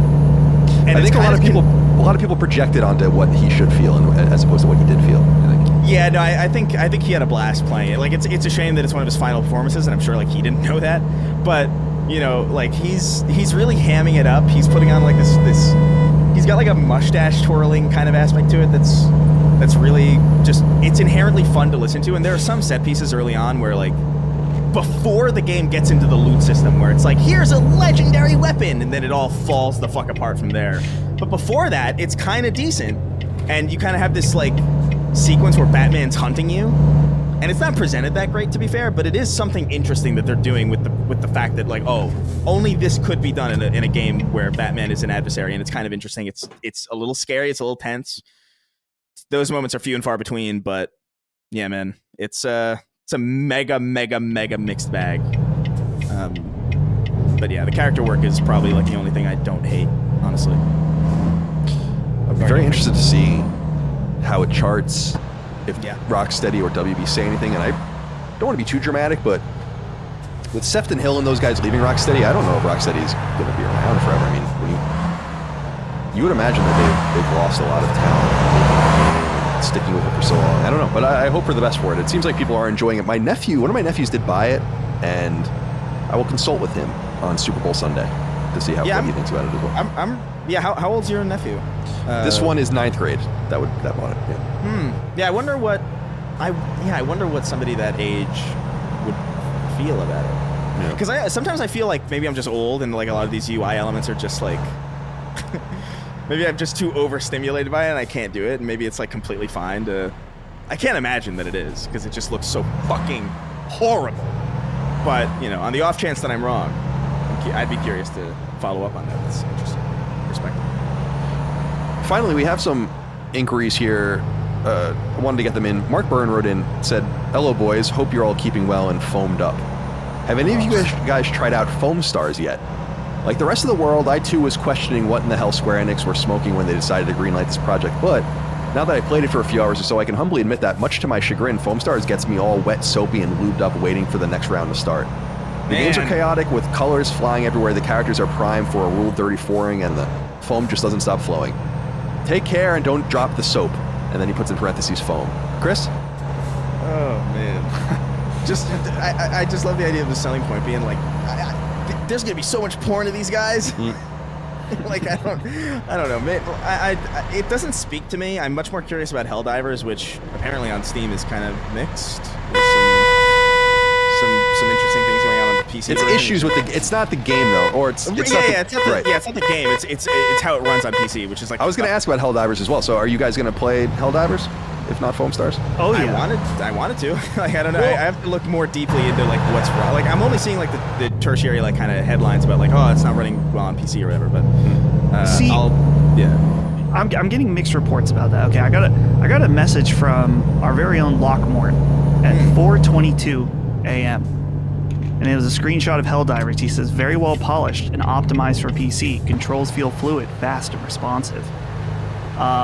Here's the thing, Chris, about I've heard that the main issue that people have are there's some kind of anti-cheat that is kind of old that has something about root access and stuff that people are upset that the specific type of anti-cheat is in there. I don't know if it's justified. I don't know about that. Yeah. And I know that there has been some issues immediately with matchmaking, but I saw something on Twitter that they've already made a statement. They're like, we just put out a patch already on Steam to help with the matchmaking issues. It feels like some typical launch day minor issues. Yeah. Okay. So I know I'm playing it. Let me check here. I'm playing it with Brad tomorrow on his stream. I'm trying to remember what You're playing on PC? On PC, yeah. And is he playing on PC as well? I believe so, yes. I'm gonna play it on PS5. Apparently, it's 1080p 60, but that's totally fine with me. I'm gonna play it there. What I was disappointed in with Helldivers is I pre-ordered it a couple days ago just to have it ready to go, and then I was playing Grand Blue Fantasy last night, and when I went around midnight, I was like, all right, it's got to be almost time, and I was gonna maybe boot it up, and then there was 4 hours to go. I'm like, so the game unlocks at 4 a.m. Like, what does that mean? I don't understand. I've never seen that. I thought maybe even 3 a.m. would make more sense because that would be like midnight West Coast or something. But I was like 4 a.m. So I still haven't gotten a chance to play. I have no idea. I have it on Steam already. Like I'll definitely play it, but I was a little worried about that. But Foam Stars is I don't know. I don't care for Splatoon at all. So I don't really know what this game's going to really offer me if it's just that, but you can masturbate to the characters. Like I don't. Well, you could masturbate to the Splatoon characters too if you wanted. And I'm sure people do. Yeah, from a prison cell. Yeah, you could. But I think aren't they like little like the creatures? What are they? Squid kids. Squid. Oh, this. Oh, yeah. I see. Man, that's a double whammy because it's an animal and a child. Yeah, I don't know. Oh boy. So Foam Stars probably I don't know. It doesn't really speak to me. Helldivers speaks to me a lot more. I'm definitely gonna want to stream it. We definitely gotta play it. Oh yeah. I know. Yeah, absolutely. I don't know what time you guys are streaming tomorrow or what time that is, but yeah, I know recording. we're playing. He said 2 p.m. his time, so that's 3 5 p.m. So 5. Be on the lookout on our Twitters. I don't know what he's playing, but maybe. But it will be 2 p.m. Chris's time too. Yeah. Yeah, it would be me. Yeah, I'd be down to jump on. Test Cool. it out. Cool. Dustin, are you gonna play Foam Stars? I actually did play a tiny bit, but not enough to want to talk too much about it because I feel like it wouldn't be fair. I will say this. The tutorial for this game is trash. It's not even that long, but it felt like an eternity. It's one of those ones where there's this guy and he's like, hey, why don't you try moving around first? Okay, Oh my God. let me move around. Then it stops, and then he shows back up. Well, nice job, man. Great job. Okay, why not trying to foam it up? It's like, no. man. There's this tutorial. Be more specific.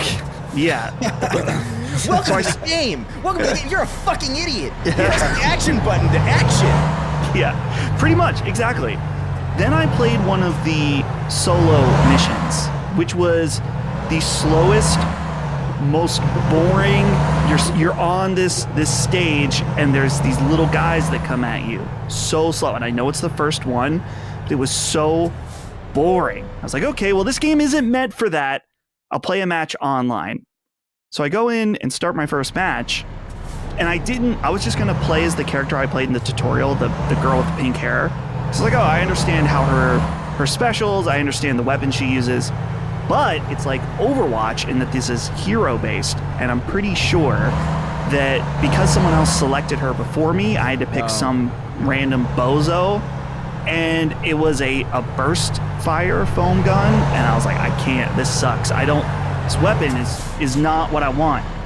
And so I'm playing it, I'm trying to do it, and then I didn't even finish the match. I early quit, and I thought, I'm not saying no forever, but this introduction has been just very, very poor. And I like Splatoon quite a lot. And there is interesting things about it, particularly how the foam stacks up and creates like a kind of a different playing field. So I'm not cutting it off forever, but now that Helldivers is out, that's what I'm been playing. But shout out to the foamers out there. All you that are foamers. having a good time. All right, foaming it up.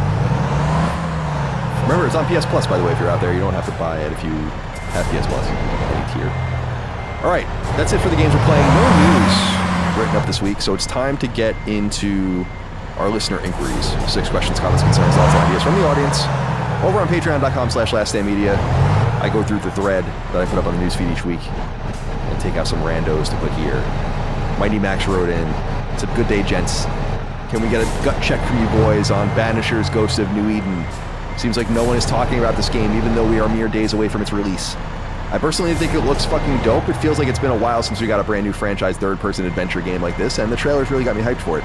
The gameplay looks super fun, and the story sounds deep and emotional. In the swirl of crazy good game releases, this one seems out of mind for most, but it stands out to me, and should be the perfect game to mess around with until Rebirth comes out later this month. Will you be checking this one out? So, it's funny. You might recall that this game was ready to go for September, and was intentionally not released so as to avoid a glut of games, and now it's coming out on the 13th, the day before Valentine's Day, at least on PlayStation, in the wake of Helldivers, in the anticipation of Final Fantasy VII Rebirth, Pacific Drive, Rise of the Ronin, and then ultimately into April with Stellar Blade. So it seems like it's going to be pretty bad for it, I imagine. Now, this game I know has been out with reviewers for a couple of weeks, and I assume that there'll be some sort of pre-release embargo for it. I personally think it looks awesome. I'm going to play it. I don't know how it's going to quite fit in, because I'm going to play Helldivers. I'll probably put Grand Blue away now. I'm pretty much satisfied with it, but maybe I'll go wrap a few things up in that, but be done with it after that. I don't want to get the platinum or anything. So Helldivers, and then I want to play Final Fantasy VII Remake leading into the game. I don't know where this is going to fit in, but it's certainly one I'm going to try out. I think it looks fun. Action RPGs are good. Don't Nod kind of trying something a little different for itself, more in line with, of course, the 2018 game Vampire that we talked about, that I have never played, but that is pretty well liked as well. This seems more in that vein, so I'm certainly going to check it out.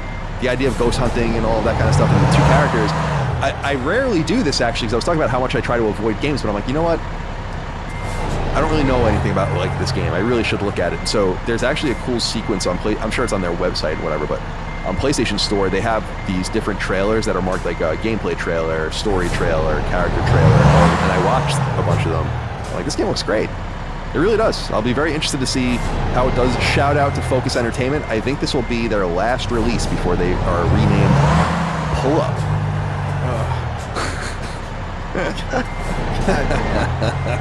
Yeah. All right, Chris, are you going to check out Banishers Ghost of New Eden? This is a wait and see for me. Like, I want to know. I feel like I want to get a gut check from the reviews. You know what I mean? Like, I want to see like how it stacks up. If it's like in generally like an 8, I'll pick it up.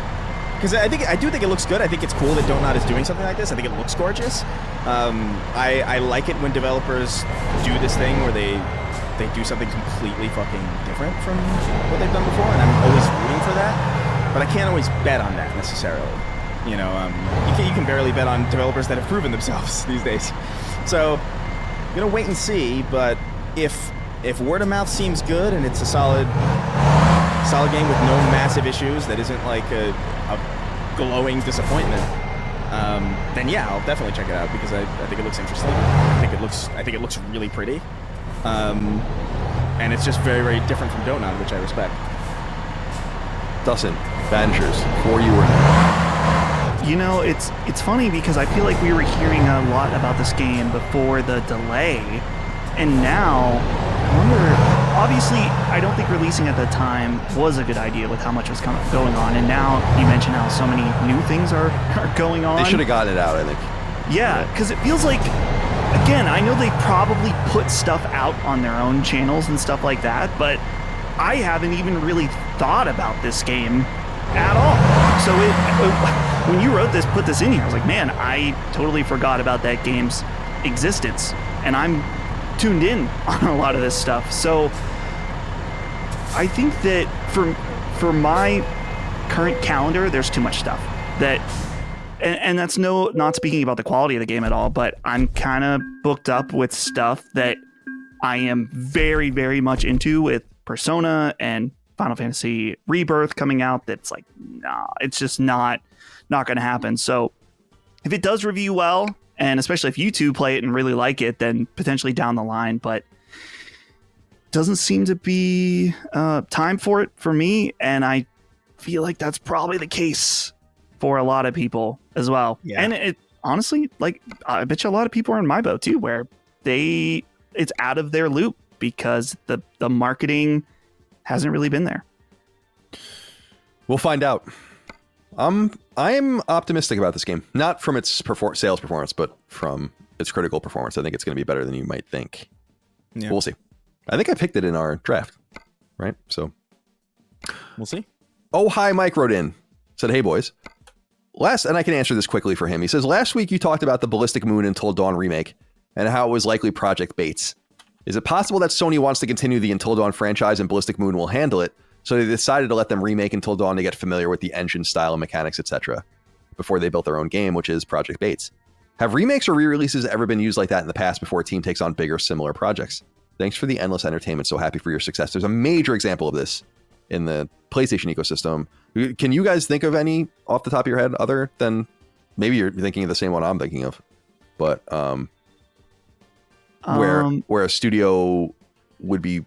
The thing about this is that we wouldn't really be familiar with this stuff. Let me back up and I'll give you the example I have. All right. The example of this is Sanzaru with Sly Cooper. So Sanzaru was a studio that was like just randomly in San Mateo. They're much bigger now. They're with Facebook and they make VR games. But they, as we've talked about in the past, they made Sly Cooper 4 kind of without permission, just as fans. And they made like a little vertical slice of it. Not the whole game, obviously, but a little vertical slice of it, got it working. They showed Sony. And Sony was like, yeah, this is great. Port the Sly Cooper games to PS3.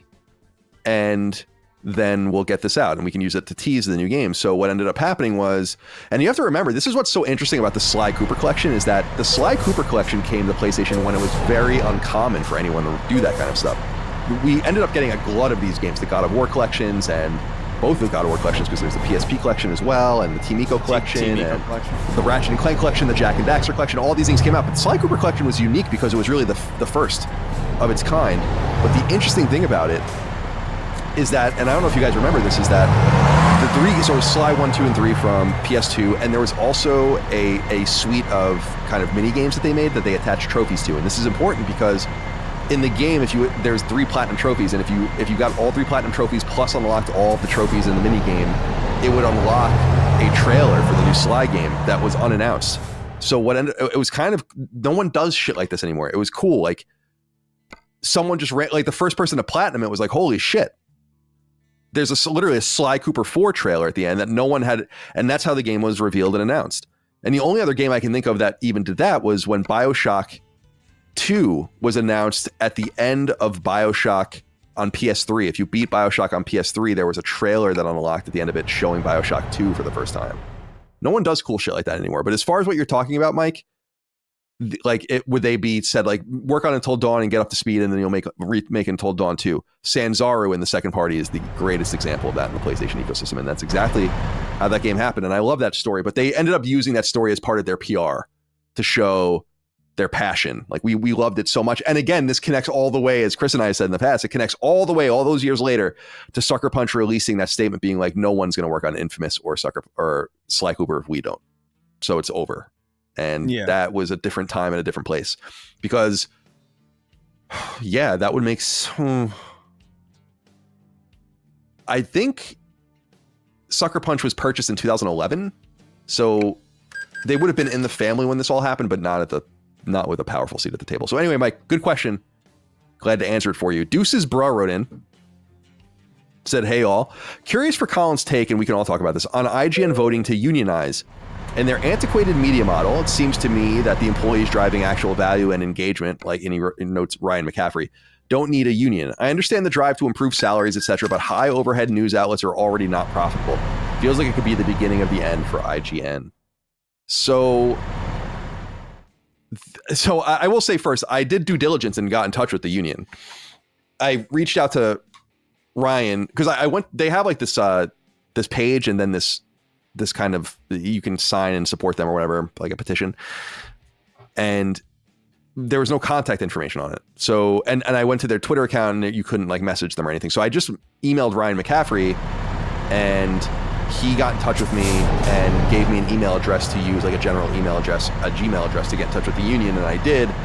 And they were polite to me, but they declined my request to interview them. And I was just like, I think it would be interesting because, I literally came up at IGN. So it would be cool to talk about the way things have changed and how you guys think this would work. But they're not interested in talking about it, at least here on the show, which is totally fine. but I would have had a lot of probing questions about it, I think, from a sustainability point of view. I think people are mistaken sometimes in thinking that IGN doesn't make money, because they do. It's about how IGN makes money. So still have connections there, and I still know people that work there. As of a couple of years ago-ish, IGN was still running like a third of its revenue as profit through Ziff Davis, so pretty profitable. And I've been told, and so where this becomes a problem though is who's responsible for that and what's responsible for that. And I also know that well over half of IGN's traffic comes from wikis, like well over half. And this stuff is staffed by a group of very valuable employees. See, if I still wrote strategy guides, I would probably be on that team. That's like kind of the corollary to the old guides team, is the wikis team.